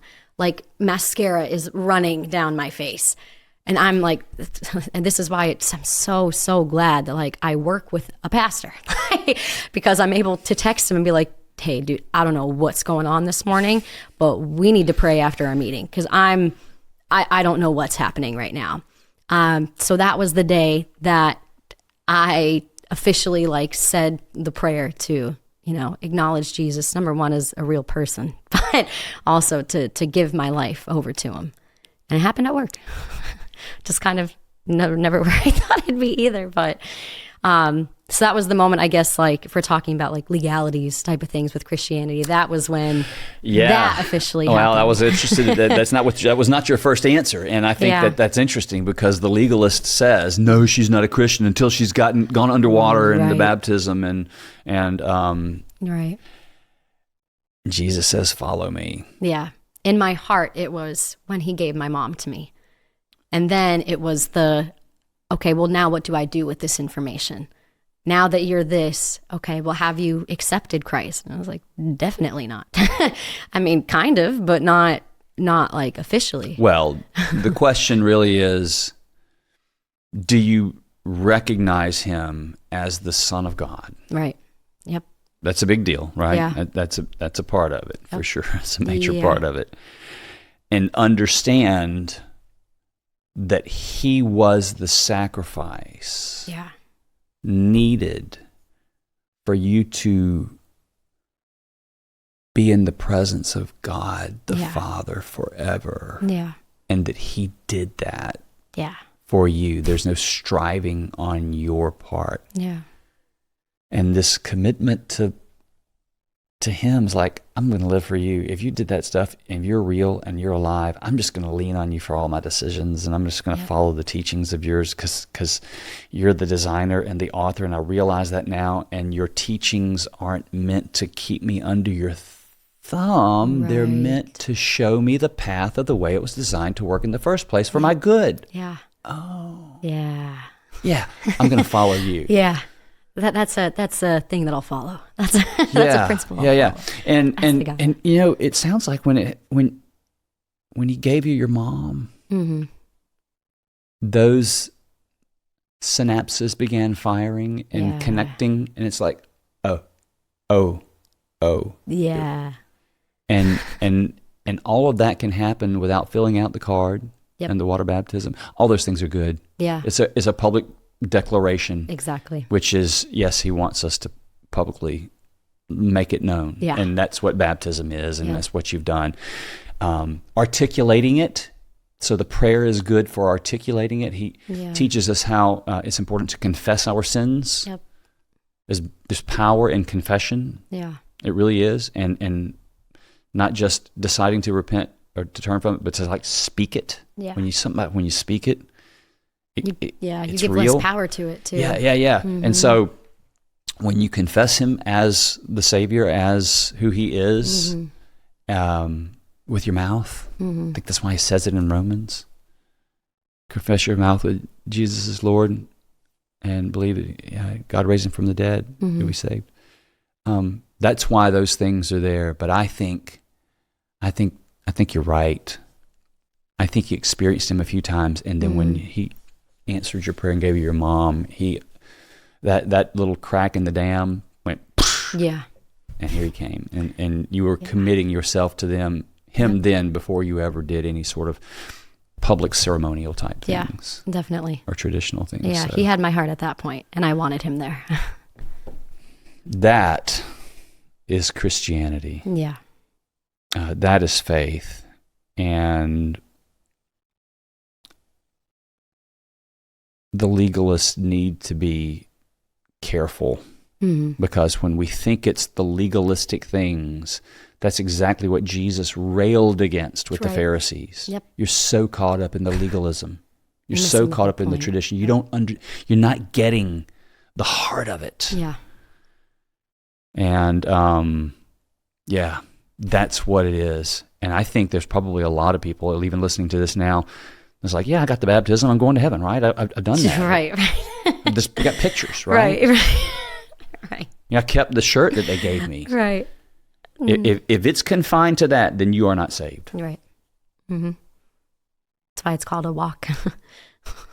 It's not, a marathon or a shot put. It is knowing him. It is belief in him. Whosoever believes in him will not perish. Right. It's believing that he's the Son of God and he died, but it's also believing in him for how the heck you're going to pay that $10,000 bill that just came. Yeah. Right? Mm-hmm. Or for the illness of your child. Yeah. That's belief in him. Yep. Knowing that he's the healer. And whew, that's powerful stuff right there. How are you experiencing now? I mean, this is just a few months ago. This is like May, so it's like yeah. It's like 5 or 6 months ago. Yeah, and like each month, there's been like just huge things that he's just done. I think to because he knows that I have the heart to share with people. Yeah. So I feel like he's doing things in my life so I can share them with people. So, I mean, like, for example, before I got baptized, I was driving on the freeway and I saw a dove on the freeway, a dove. And instantly my first thought Not was, a pigeon. No, my first thought was that was a dove. And then my logic said, maybe that was a seagull. And I was like, no, that was a dove. That was crazy. And then I was like, okay, God, well, if it was really a dove, well, let me see it again. I'm really good at trying to test him. I know it's so bad. It's part of the way he made me. I think he wants us to confirm things. Yeah. He's not afraid of that. Yeah. It's not an insult to him. Exactly. So I was like, well, if it's really a dove, let me see it again. And then I went, no. I was like, Nicole. My bad. Yeah. I was like, don't command God for anything. I'm like, if you think it was a dove. And then I look over to my left, and painted on this building is a huge dove. It's part of their logo, a huge dove. And I was like, okay, all right. And then later when we got to the location that we were going to, you know, the Bible app, like the YouVerse or the YouVersion, I got a notification saying like, oh, hey, you haven't checked, you know, the daily verse. And I was like, oh shoot. Okay. Well, I need to make sure that I do that. So I open it up, and what was the picture that's in like the background of it? A dove. I was like, okay, all right. So I saw a dove 3 different times all that day. So then I was like, okay, well, what does a dove mean? I'm like, okay, well, you know, they talked about, and I'm not the best at quoting Bible verses. Okay. So I'm still very new to this. All right. But so I'm Googling like, okay, well, what does a dove represent? I was like, oh, well, you know, John the Baptist talked about that, a dove is going to ascend once Jesus gets baptized. So I was like, yeah, it's time for me to get baptized. Okay. It's time. So then in August, I got baptized. The month before that too, in June, I didn't make the decision. God kind of made the decision for me that I need to remove alcohol from my life. And that was not something that I wanted to do by any means. And again, it was conversations, you know, with my mentor. Thank God for him too. But helped me come to that decision too, not just because I was a Christian, but because it's not serving me in my life. And sins come from drinking. I don't act the way I want to when I drink, right? Like I turn into this person that I think is cool, but is actually, you know, kind of manipulative and, you know, is really good at doing that and thinking it's in a joking and funny way. But I don't like that version. My mentor was like, well, why do you keep inviting it into your house? Like you're going to build a family. Is that something that you want there? And also spiritually speaking, they're called spirits for a reason. It's called wine and spirits. So what are you allowing into you when you drink this? What are you allowing yourself to act like when you're bringing this poison, this literal poison, into your body? And that was hard for me because, again, I'm Italian. So I started drinking wine when I was like 17. Like, it's just kind of what we did. And on top of that, I had a girls trip planned to Vegas the next month in July for my friend's birthday. He's like, hey, can we just pause this? Yeah. My sister was going and one of my best friends was going. We were celebrating both of their birthdays. And so I'd never been to Vegas with my sister. And I'm like, dang, like this is pre-thinking. I'm like, we're going to get messed up. Like this is like, let's go. And then I can't drink anymore. And I remember my sister texting me because I hadn't told my best friend yet. And my sister texted me in the group chat and was like, so Nicole, are you like, you're really not drinking on this trip? And I was like, yeah, nah, I can't. And that was one of like the biggest tests of my flesh because I've had problems with alcohol in the past before, but not too much. Like there's no rehab or anything. Like there's no AA or anything because first of all, that looking back on it, it was totally a God thing because it could have gotten worse. But I always thought I made the decision to stop before it got too bad. It was all me, my willpower to stop. It was my willpower that got me there in the first place. But so when I was in Vegas for that trip, it was tough. And everyone's drinking, and I've never been in Vegas before where I didn't drink. It's called Sin City. I'm looking to drink, they're looking to sin, right? And I didn't. And I remember the first night that I was there after they had fallen asleep, because I still brought my Bible to Vegas, and I got clowned for doing it too. And I was trying so hard to keep it like a secret, and it fell out of my suitcase. So they're both like, "You brought your Bible to Vegas?" I'm like, yes, I did bring my Bible to Vegas, and I'm okay. You guys can make your jokes. That's okay. But that night, I sat on the bathroom floor, like kind of doing my prayer closet time. It's like I'm like, I need you more than ever right now, because this is tough. Like my flesh wants to drink, it wants to party. Like I'm in a place where all of these things happen.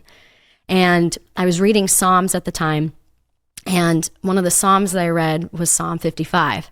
And Psalm 55:22, it says, bring your troubles to the Lord, and he will take care of them. He will not permit the godly to slip and fall.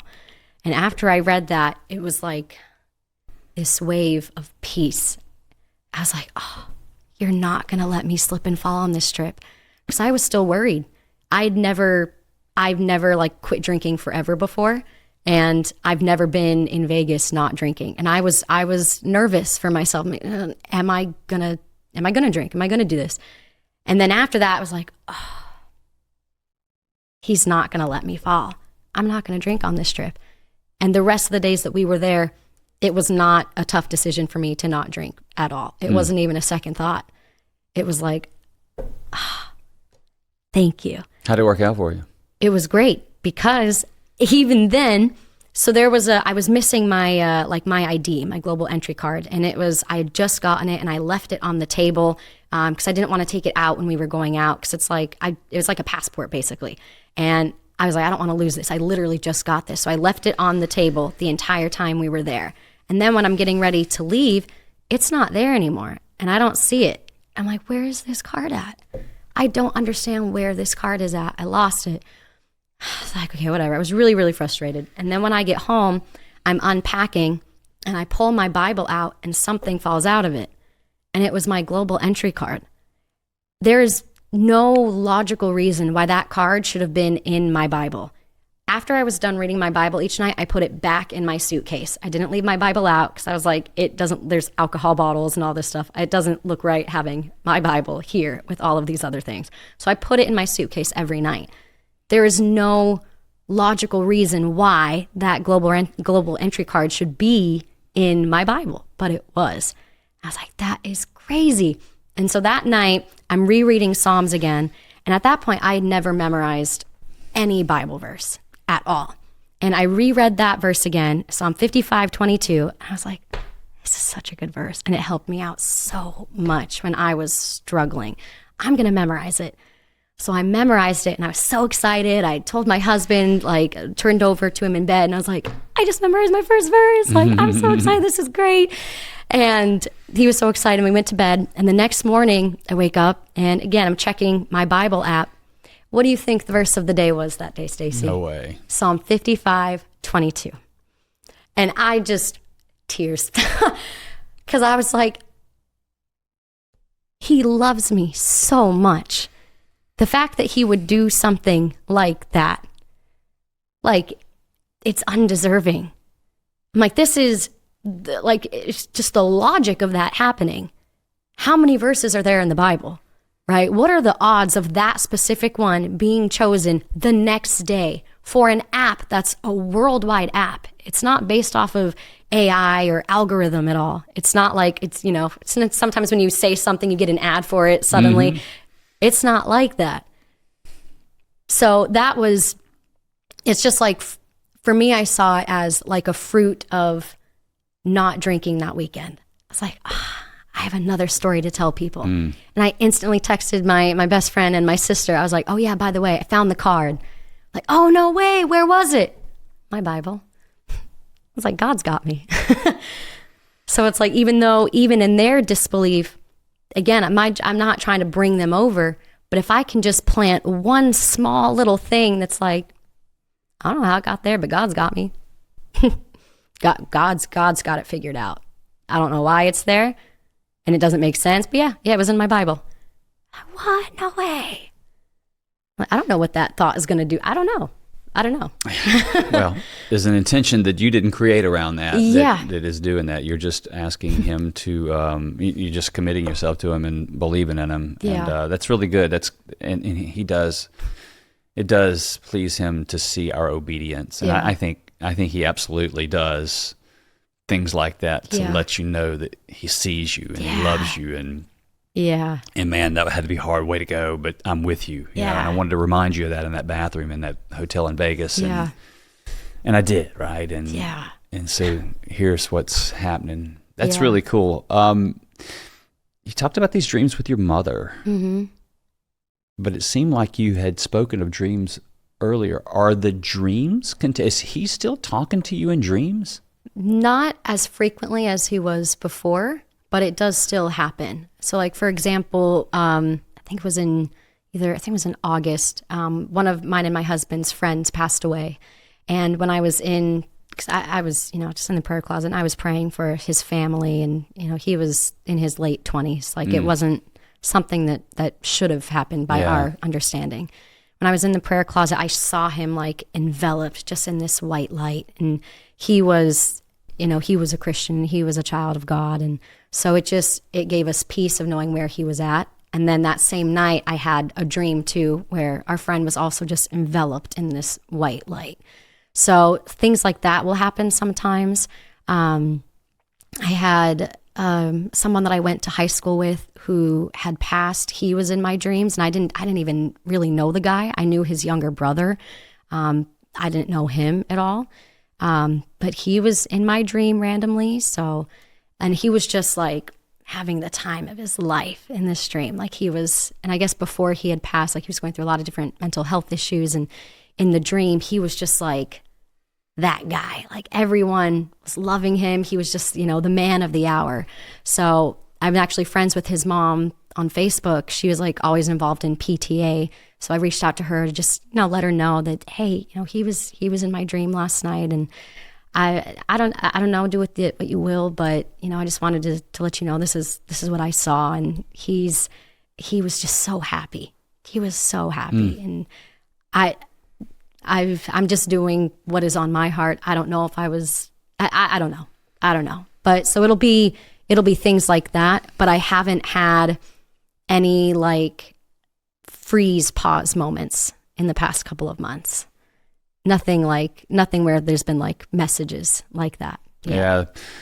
That direct communication with God where he's speaking to you, or prophetic dreams. It'll be interesting to see how, if that's something that evolves or develops. Have you prayed for that? Have you asked for a prophetic gift? Do you understand the gifts of the Spirit and stuff like that? I pray for dreams all the time, but I think it's also kind of recognizing what season that you're in too.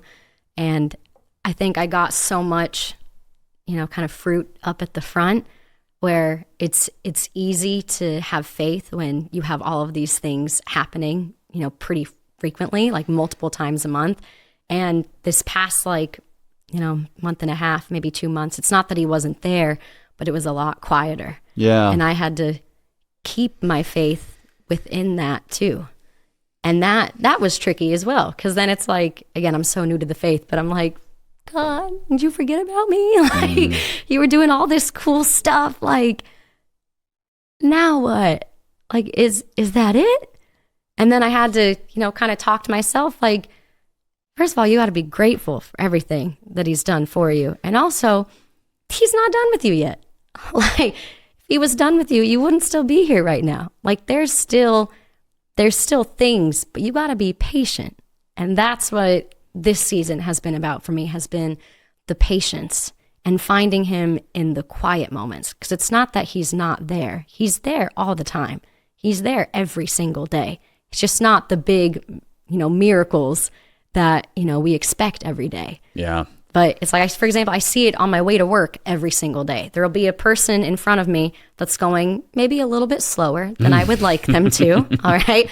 I'm from California. We like to speed. Okay. It's an issue I have sometimes here in Alabama as well. Right. And, before I'd be like, I'd get right behind them and, just kind of, come on, maybe flash my lights a little bit. But I'm like, I'll be more patient. I'm like, you know what? God, if you can move them, that'd be cool. And then every single time, Stace, every single time, within a minute, they put their blinker on and they go to the next line. Every single time. Every time. And then I'm like, well, that goes back to my second dream that I had. Isn't it cool how you can just whisper things to God and he makes them happen? It doesn't have to be these big miracles all the time. It can be something that, is as simple as moving someone over. When you discover the presence of God, then you recognize him communicating with you. Yeah. With things that have happened in your life before that you didn't recognize as communication. Yes. And that was one of a huge gift that he brought me to. It's like, I'll just keep having these revelations of things that happened in my past where either I thought it was manifestation or I thought that I had nothing. And it's like, just, he opened my eyes to see all the times that he was there with me through everything. The strength that he gave me when I had none. I mean, literally the day after my mom passed, I still went into school because there was a play and I was Cinderella and I wanted to be in the play. There's no way logically that I would have enough strength to even show up. The day of my sister's funeral, there was a dance competition or a big dance rehearsal for the competition that was coming up. They told me I don't have to be there. I went there directly after the service because of how much I love to perform, because that was my happy place at the time. It's like, there's no way that a kid should or could have that much strength. And you recognize that now is now. Is God giving you strength, God being with you in those times. Yeah, because I thought he wasn't there. Not just your own. The whole time I was mad that he took them away. Yeah, so what do you understand about God now, especially that might be different from your perception of the idea of God before? I understand now that I'm not going to understand everything. And I have to be okay with that. And that can be hard when, we live in the world that we do, where death happens, where cancer happens, where horrible things happen. And the very first question that we often ask ourselves is, how could this happen if God is real? But what I keep going back to is that this world, this isn't God's world. And that's why these things happen. God's world is heaven. That's what it was intended to be with Adam and Eve. From my understanding, it was supposed to be this perfect world. But then we sinned. So this world changed. And for me now, it makes sense, the things that happen that we consider bad, because we're not in his world right now. And from my understanding, heaven is supposed to be a completely different place. So I can't judge this world based off of that world. So things are still going to happen here. And there's going to be tragedy, and there's going to be loss. And there's going to be really tough things that I don't understand. But it's also not my job to understand. It's my job to put trust in the Lord that he's going to get me through whatever tragedies are going to happen. Because as long as we are here on this earth, as hopefully you live a long enough life to experience all of the highs and all of the lows. But through those, it's how you get through them by the grace of God. Because things are still going to happen. Yeah. They're going to happen while we're still here. Because unfortunately, this is not his world right now.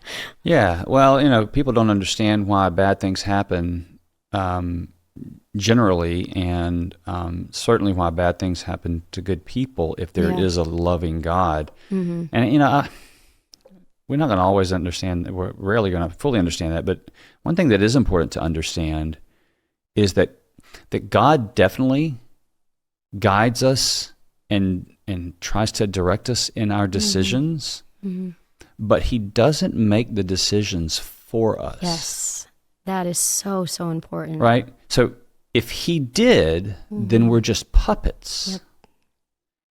And he's creating people to be suffering and tortured and good.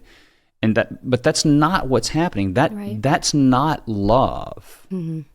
If I treat my child as a puppet and say, these are the things that you must do every second, that's not love. Mm-hmm. He loves us enough to allow us to make our own decisions. Yeah. I can try to influence my child and say, hey, look, sex before marriage doesn't work. Right. And here's why. I can tell you this now because I'm older and I have experience. And that can influence my child to make the right decision so that the consequences of things like that, or what drugs, whatever, they don't have to experience it.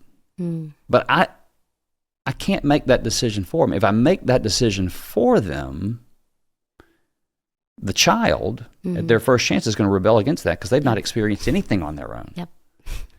So when we talk about bad things happening to good people, God's not a puppet master. Yeah. He loves us enough to give us the ability to make our own decisions. Yeah. He just tries to guide us in the direction that's going to be what's best for us. Right. It's when we go against his guidance that the bad things happen. When we go against his guidance, we get out of alignment with him. We know that as sin. Yep. We think, sin, oh, that's the fun life, right? Okay. But know that doesn't scale. There are consequences to that hurt you, right? And so he's just trying to guide us into it. But to think that he's just going to stop every bad thing from happening, that's not love. Right. And unfortunately, yeah, hard things have to happen. Yeah. It's like being on your bike, Yeah. As a kid. If I keep your training wheels on and stand right beside you the whole time, and that is riding a bicycle, well, then you've not experienced it. You got to take the training wheels off, and the kid's got to go. Yeah. And the joy of that, right? Does he prevent every accident? No. But he's a loving father who runs over there when the accident happens. I'm right here. I got you. So anyway, that's a really cool thing. What else do you know about God that might be against your preconceived ideas when you were back in the New Age? That he does love us. That, like you said, like there's the choice. There's the choice to follow him. And that was a question that I would even ask myself too is, well, if he's real, then why doesn't everyone just believe in him? Like, that'd be pretty easy. If he's this all-powerful God, then why doesn't he just give the knowledge of himself to everyone and never let it fade? I was like, that seems like pretty simple to me. That'd be a lot easier, in my opinion. But it's the choice. It's the choice. And I think as children, we're all innately born with that. And as we continue to grow older, it's what do we believe that higher power is? Because I think most people believe that there is something bigger than themselves. And I think especially on the West Coast, like there's I know we think of the West Coast as, oh, it's, just kind of woo and fluffy and all this stuff, and they do yoga and they meditate and they do all this stuff. Like everything's acceptable. But the cool part about that is that at least they're searching for something. It's misguided, and I was that misguided person, but there's something in them that says, there is more than this. There is more than this. And what I've learned about God is that he can meet you anywhere. Anywhere he can meet you. And it doesn't have to be in these big, loud ways, but he's going to find something that is so personal to only you that is going to change your entire life. But you have to be open to it. There it is. That was the word I was being pulled to. Is open, right? You got to be open to the way God's going to speak to you. Yeah. Not predecide the way God must speak to you. Yeah. And you don't even have to believe it. I didn't even believe it. I was praying, even prefacing, saying, if you're real, then talk to me. But before I got to that point, my walls had to be down. Because even if I asked him that and my walls were still up, there's no way that he could have gotten through. So I think he can meet you wherever you're at, but you have to be willing to kind of put all your weapons down and your armor down and go, okay, now we can talk. Yeah. Like, I'm disarmed. The question was, what do you know about God now that was maybe different than your perception of him? Let's substitute Christianity for God. What do you understand about Christianity now that you had a pretty profound misconception about before? That it is spiritual. It is supernatural. It is still also flawed. Like, it's not, the way that certain people practice it and represent it, it's not the way that it's intended. And I'm doing my best to not judge others either. I know everyone is on their journey. No, but you got to reveal the truth, right? Yeah. And so it's like part of me has been, extremely excited because it's spiritual and it's supernatural. But the other part of me now is like, we're missing so much. Like there's so much that we're missing. There's so much that we're missing. Like the biggest thing that Jesus tells us is to love your neighbor. Love God, of course, but then love your neighbor. And then we see acts of people in church that are not doing that. Like I'll hear about people even in the church that I go to, like there's drama. And I'm like, how is there drama in the house of God? I'm like, that literally goes against what he told us. And so certain things don't make sense to me. I was watching a documentary of how people will like follow the Holy Grail and they want to get close to it just to touch it because they feel the power. And I'm like, is that not idolatry? I'm confused. Feel what power? Yeah, you're right. That I didn't understand. Like the power of God? Yeah. Okay, like so here's the good news of Christianity. He actually lives in you. Inside of you. And that's what I don't understand it. Like, so it's made me fine tune more what I believe, where it's opened my eyes to the spiritual side, but it's also made me question a lot of things that people do. And I think that that's part of my purpose here, because just the way that I question God with certain things or ask him to do certain things, I do that with people in my life. So I think it's part of what I'm here to do, is to help correct in a gentle way, because there's the correction on the opposite side of that, which I think we see too frequently, where it's berating someone and demeaning someone for doing things. And that's not the way that we can approach it. We can approach that with some things, but it also depends where someone is at with their faith. I mean, you see, like, because Jesus was very harsh with his teachings with the Pharisees, because they claimed that they were experts. But to his disciples at the very beginning, he was soft and gentle.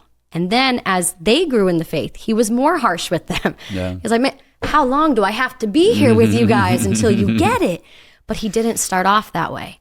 And I think as Christians, we tend to go hardcore to begin with. But it's with people that don't know or don't understand the faith. They're just confused. So I think part of my purpose that he's been revealing to me is it's okay to have uncomfortable conversations, but a way to do it with love. And I think that's what has, changed about my perception of Christianity, is I've been able to see the spiritual side, but also see the side where, hey, we still have some work to do. And how can I be used to be able to help people just get a little bit closer to what was intended? I think that's been kind of my change of Christianity now. Yeah. How have you changed? I mean, you personally. I am a totally, totally different person.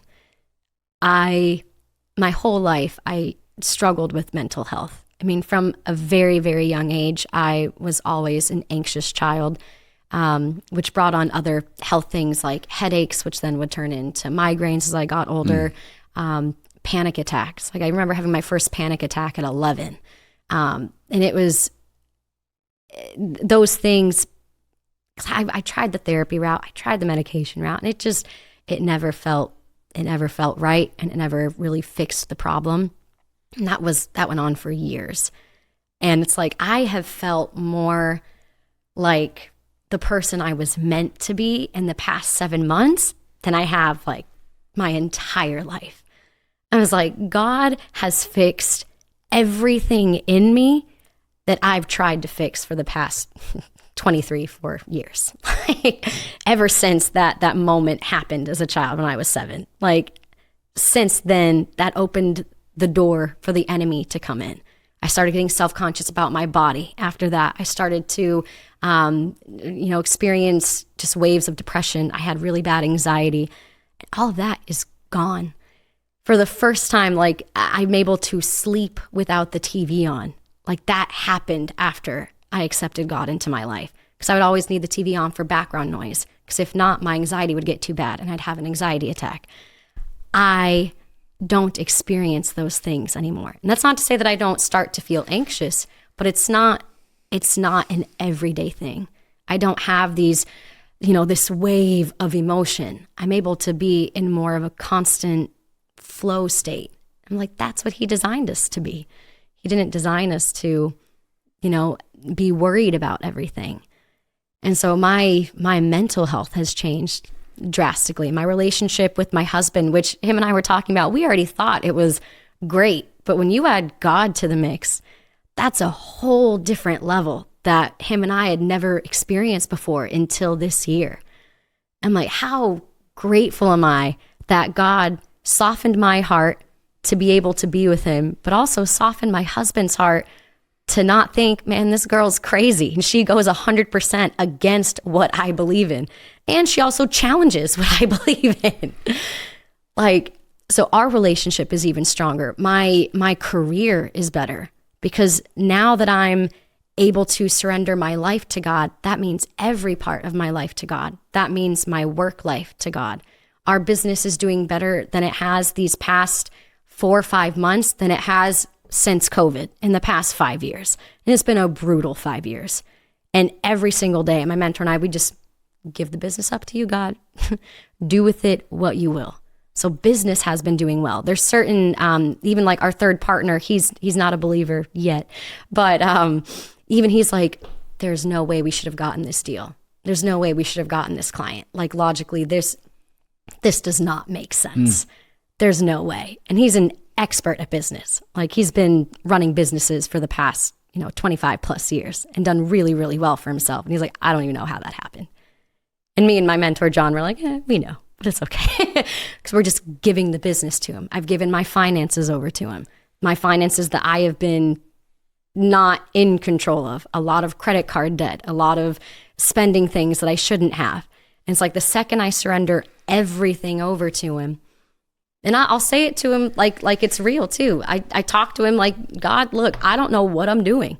I'm horrible at my finances and I need your help. So if you want me to succeed in this arena, then it's on you.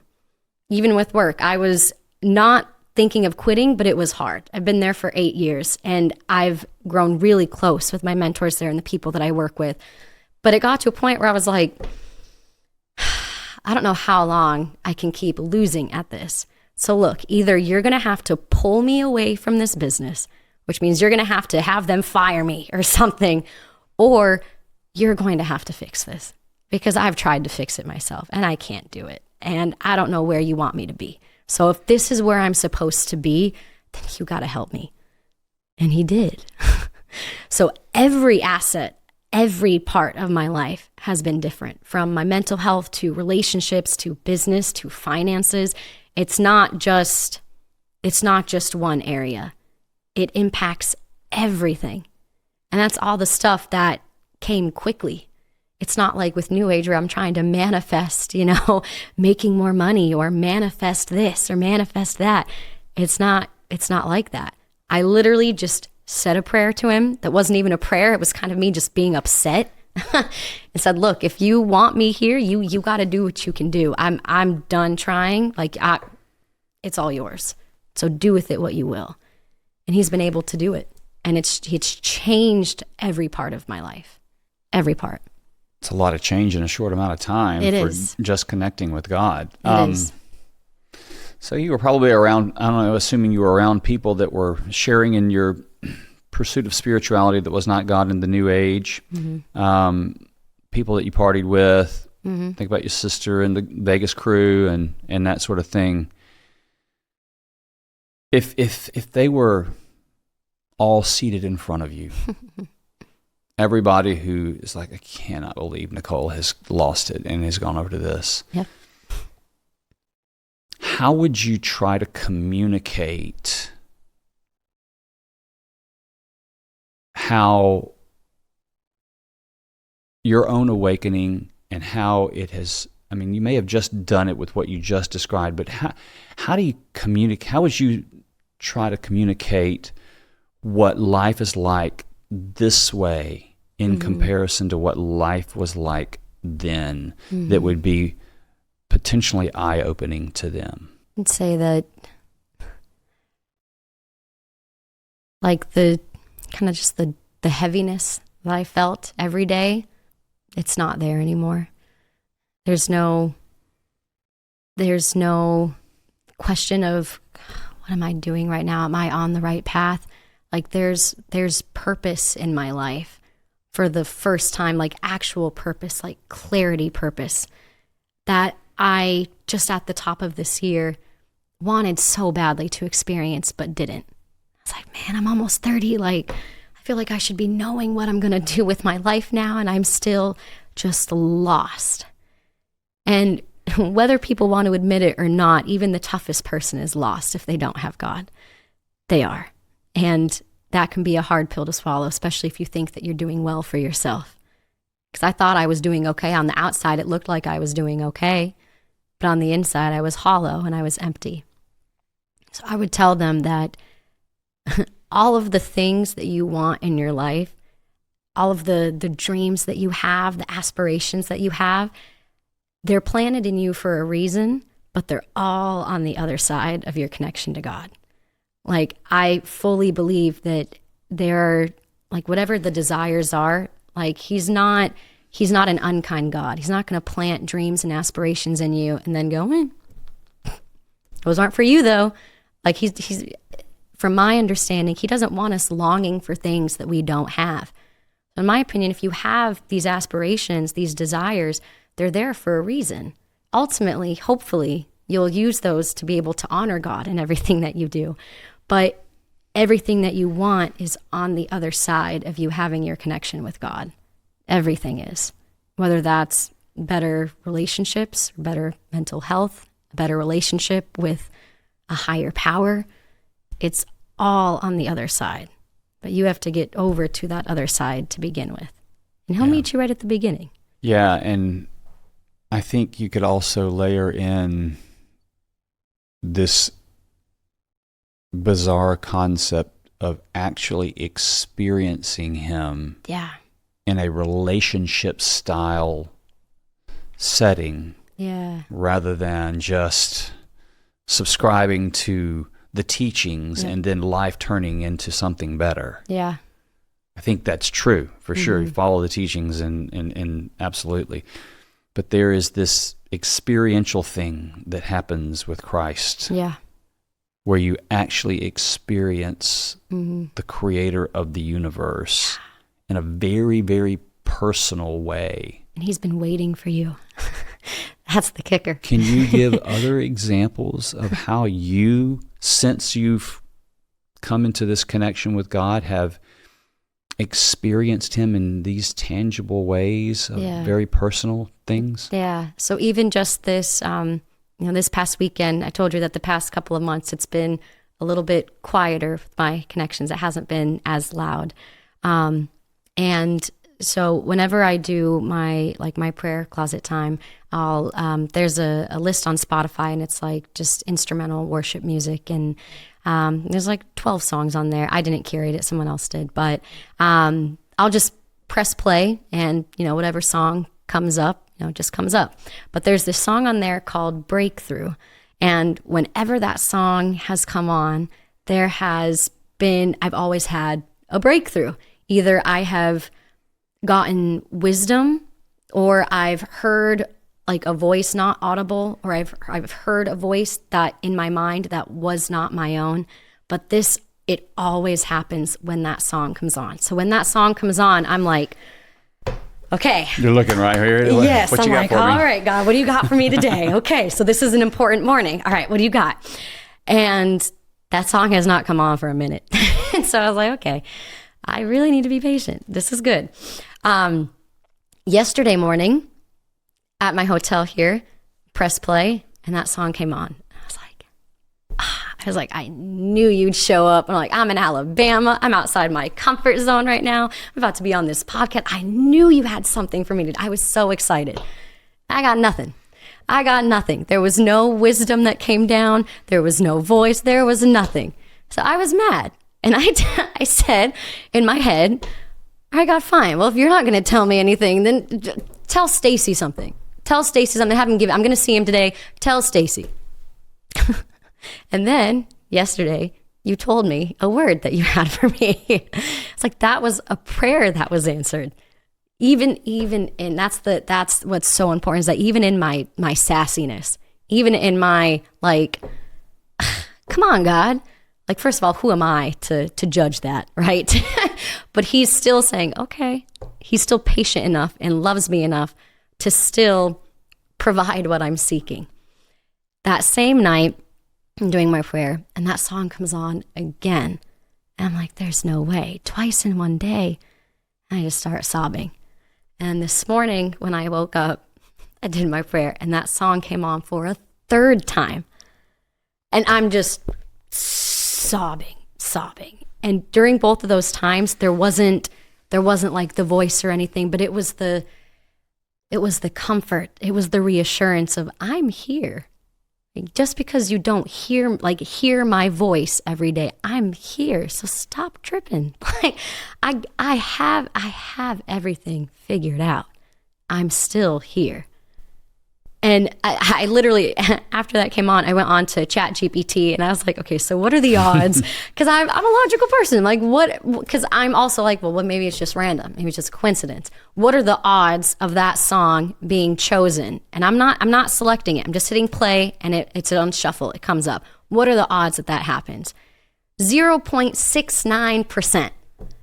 Less than 1% chance of that happening for 3 times in a row. Yeah, that's cool. And I think about it. So yesterday, you joined us. You came a couple of days early, and yesterday was Sunday, so you were able to join us and our family for church. And I love that. That happens every now and then, where a guest comes in, and for a Sunday we'll go we go to church together, which is so cool. And sometimes it happens on a Wednesday when we have our first Wednesday service. But anyway, I knew that you had talked about.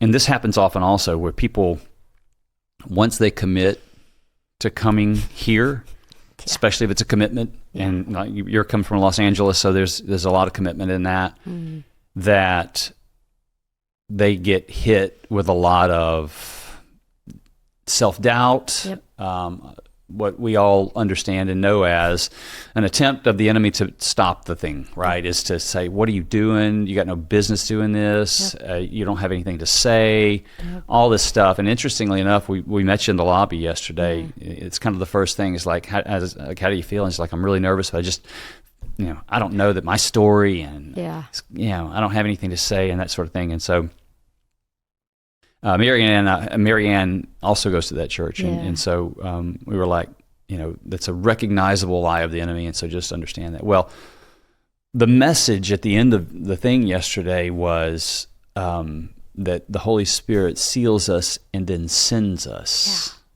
So powerful too. I was like, oh, this was for sure. And I didn't ask. Sometimes I ask for a word from God for our guests. I did not ask for you, but it was very clear in my spirit. He said, tell her to remember who sent her here. I'm like, that's just a thought I had. I'm applying the message. I'm doing my logical thing, right? That's not. And I was like, God, is it you? He's like, yes, tell her. And I'm like, and then, and I didn't, and there was a part of the, and finally we were getting ready to sing a worship song, and I said, I just got to tell you, God tells me to tell you to remember who sent you here. Yeah. Unbeknownst to me, you've had this request of God to give you a word. Yeah. Anyway. But it's just a coincidence, right? What a coincidence, right? No. Right? We made this discovery just this morning. Yeah. You said you don't know this, but that was an answer to a very, very, very specific prayer, and the way God answered it was unmistakable. Yeah. And some other things, and it's super energizing to be a part of God doing the things that he does in the world. Yeah. And it's not an anointing that I have. It's just God choosing to use a really flawed vessel, and he does it for all of us. And it's just the way he loves us. Yeah. And you're going to encounter so many times where God gives you a word for somebody, and it's going to be weird. Yeah. That part I haven't experienced yet. I'm kind of nervous for it because I feel like I'm going to talk myself out of it, but I'm like, no, he'll make it clear to me. And so all I tell people is like, whatever you feel like God is telling you to do, no matter how uncomfortable it makes you, just do that. Yeah. Because amazing things come from that. Yeah. We've talked about your transformation and your change. It's very obvious. The things that God did to bring you into this, I think, are so cool. And to interact with you now and to see you and to hear you describe life and your marriage, work, all the things, it's not perfect, but it's going well. And the low hum of anxiety that always permeated things in life seemingly vanished, and all this stuff. It's a beautiful, remarkable transformation from where you were to where you are. And you may have spoken about a lot of this in what we've just talked about recently. But I always like to ask around, in my mind, it's like, so what got you here? Yeah. Why did you come here? Yeah. Why did you do something like this, where tens of thousands, if not hundreds of thousands or millions, are going to hear your words about your encounters and experiences? Is there a message? Is there a reason you came? Is there a message? And if either of those is true, I'd love to know about it. Yeah. I say the first reason is that he called me to be here. When I first started watching your channel, and this was way before I was, as strong in Christianity as I am now, there was something in me that just kept saying, you're going to be on there. I was like, why would I was like, where is this even at? I'm like, Alabama? I've never been to Alabama, nor did I want to be in Alabama. I was like, the South? I don't know if that's where I belong. We'll see. And as I kept watching, I'm like, I'm going to be on there. I'm going to be on there. I'm going to be on there. And and part of me, I was going to send in videos before that, and it just didn't feel right to do it. And then I was like, oh, well, I can send in my baptism video. I was like, this is perfect. I'm speaking at my baptism. This is going to be the perfect video to send in. This is what it needs to be. So the timing was right.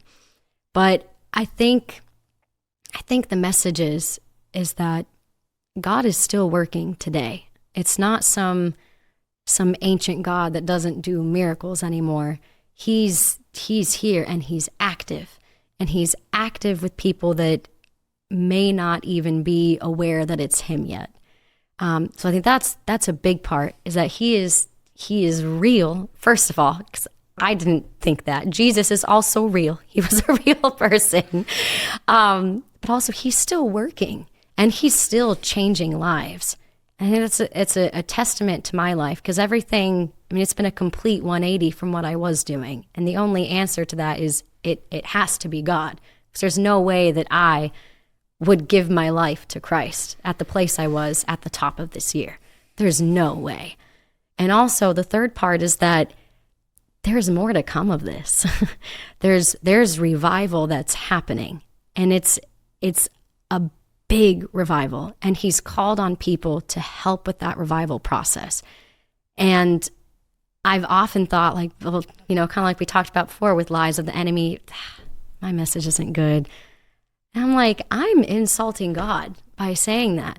He's given me these things, and I'm saying, what you gave me, it's not good enough to talk about. How dare I? It's incredible. It's remarkable. And I have to share it. And who knows what that's going to stem in someone else's life. So he's calling on people to show up for people the way that only you could. The way that I felt towards your videos is you were the only person that I would feel comfortable enough doing this with for the first time. It couldn't have been anyone else but you, with the way that your conversation is, the way that you question things. Because those are the same questions I had. This isn't a gotcha podcast. You're not trying to, dupe the people that you're with. You just want to know, how are you experiencing God? And that's remarkable. So it's like, okay, if Stacy showed up in my life, if Jess showed up in my life, and these are people that I haven't even met before in person, they don't even know that I have a connection with them, but I have a connection with them. What a disservice I'm doing if I don't come on here and share my message with people, because we're searching. People in New Age, we're searching for a higher power, and we're so close to it. It's just one dial over. Like it's an easy sell. Like you already believe in some crazy stuff when you're in New Age. You already believe in that. Now it's just, let's shift the dial over. Because revival's happening, but he's called on us to help with it. People are waiting for us to step up to what he has called us to do. I think that's the biggest thing, is that you can't feed into the enemy's lies. That has been, it's the oldest trick in the book. The very first lie that he told was making Eve think that she wasn't already of God. That, if you eat from this tree, you'll have everything. She already did. But he made her believe that she didn't. And he's been doing that, at least in my life, for a really long time. It's the oldest trick in the book. Our job is to bring people back to the person that they were called to be, and not believe the lies that the enemy has planted, even with New Age. So I think that's why I'm here. Even if it's just one person that's able to go, oh, I didn't think of it like that. That's more than enough. Because I know that person's going to get closer to God. And that's what I want. I don't want any of this recognition. And I was hesitant about coming on here because I know it's a large platform. And that was another thought that the enemy planted was, are you doing this for the right reasons? Yes. My reason is because I want people to hear what I've gone through and be able to get closer to God. That's the reason. And that's the sole reason. And that's it. So enemy, don't try to tell me anything else, because I know what my heart says. And I know what my spirit is telling me. Like you said, remember who called you here. The enemy did not call me here. The enemy did everything he could to not get me here. He delayed my flights. He planted negative thoughts in my head. He had me not like the first hotel that I was in. Like, he did everything he could to try to make this experience not what it was supposed to be. Like you said, remember who sent you here. And that's what I've been leaning on this whole trip. And that's why I'm here. He sent me here for a reason. I did not make the decision myself. I would not be here if God did not place in me, you're going to be on there. And what he's going to do with this, I don't know. That's not for me to know. But I keep surrendering everything to him. Use me. Like, if you've taken me out of this dark place, then there's got to be a reason for it. And I'm okay with whatever that reason is, even if it sounds crazy, even if it goes against everything that I thought before. But I am yours. Use me for whatever you need me to do. Good grief. Amen. Yeah. I mean, there's so much good spiritual truth in that, and so many kind words about the way God's used us to impact you and others. And I would say to you and others who have experienced God, you are the light of the world.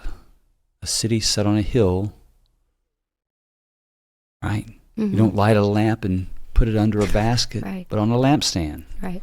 It gives light to all in the house. So let your light shine before others, right, so they may see your good works and the cool things God has done in your life, and will glorify your God in heaven. Yeah. Well done. Obedience to get here is such a cool thing. Yeah. I said it before, and we celebrate the knock on the door. Because that's the end of a long journey of obedience where the enemy tries to peel you off left and right. Yeah. But you recognize it. And it's so cool. All of that's so cool. Nicole Coppola, well done. Thank you. I mean, just very powerful Holy Spirit speaking through you on the way he loved you. Mm-hmm. And grafted you in. Yeah. the person who's super resistant. You think you're resistant, Nicole is chief among you. Yeah. And it's just, you can see it. You can see the light in you. You can see the fruit being born through you already for the kingdom. He is just getting started with you. There's so much more ahead. I will say this also, and this is not to create any sort of self-fulfilling prophecy or whatever, but a lot of times early in the process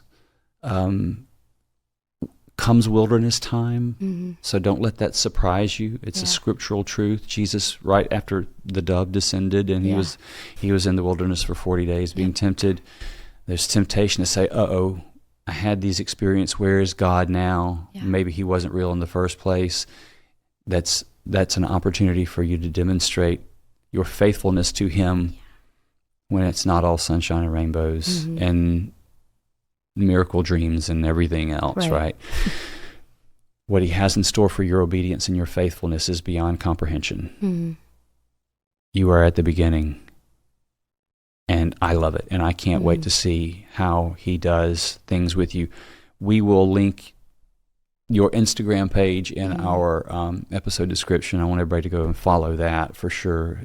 It's the first step in what God's calling you to do in obedience as his child, to co-labor with him to build the kingdom. Yeah. And I can't wait to hear about the fruit. Yeah. Nicole Coppola, well done. Thank you. Thank you so much. If you saw yourself anywhere in Nicole's story, if you've questioned Christianity, resisted it, or written it off entirely, I want you to hear this clearly. God is not threatened by your resistance. He is not distant, symbolic, or reserved for people who already believe. He is personal. He's present, and he's willing to give you your own awakening even when you've been standing in opposition. And if someone came to mind while you were watching this, someone who sounds a lot like Nicole once did, don't ignore that.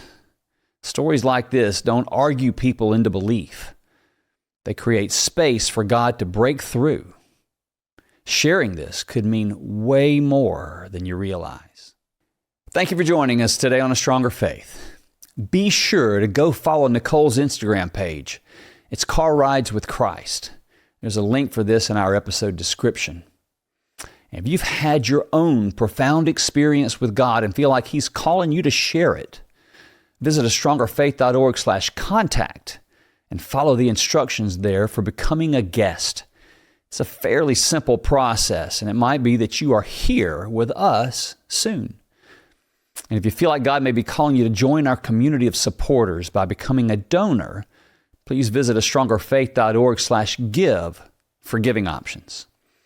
Until next time, we pray for increased experiences with God and for a stronger faith for you and those you love.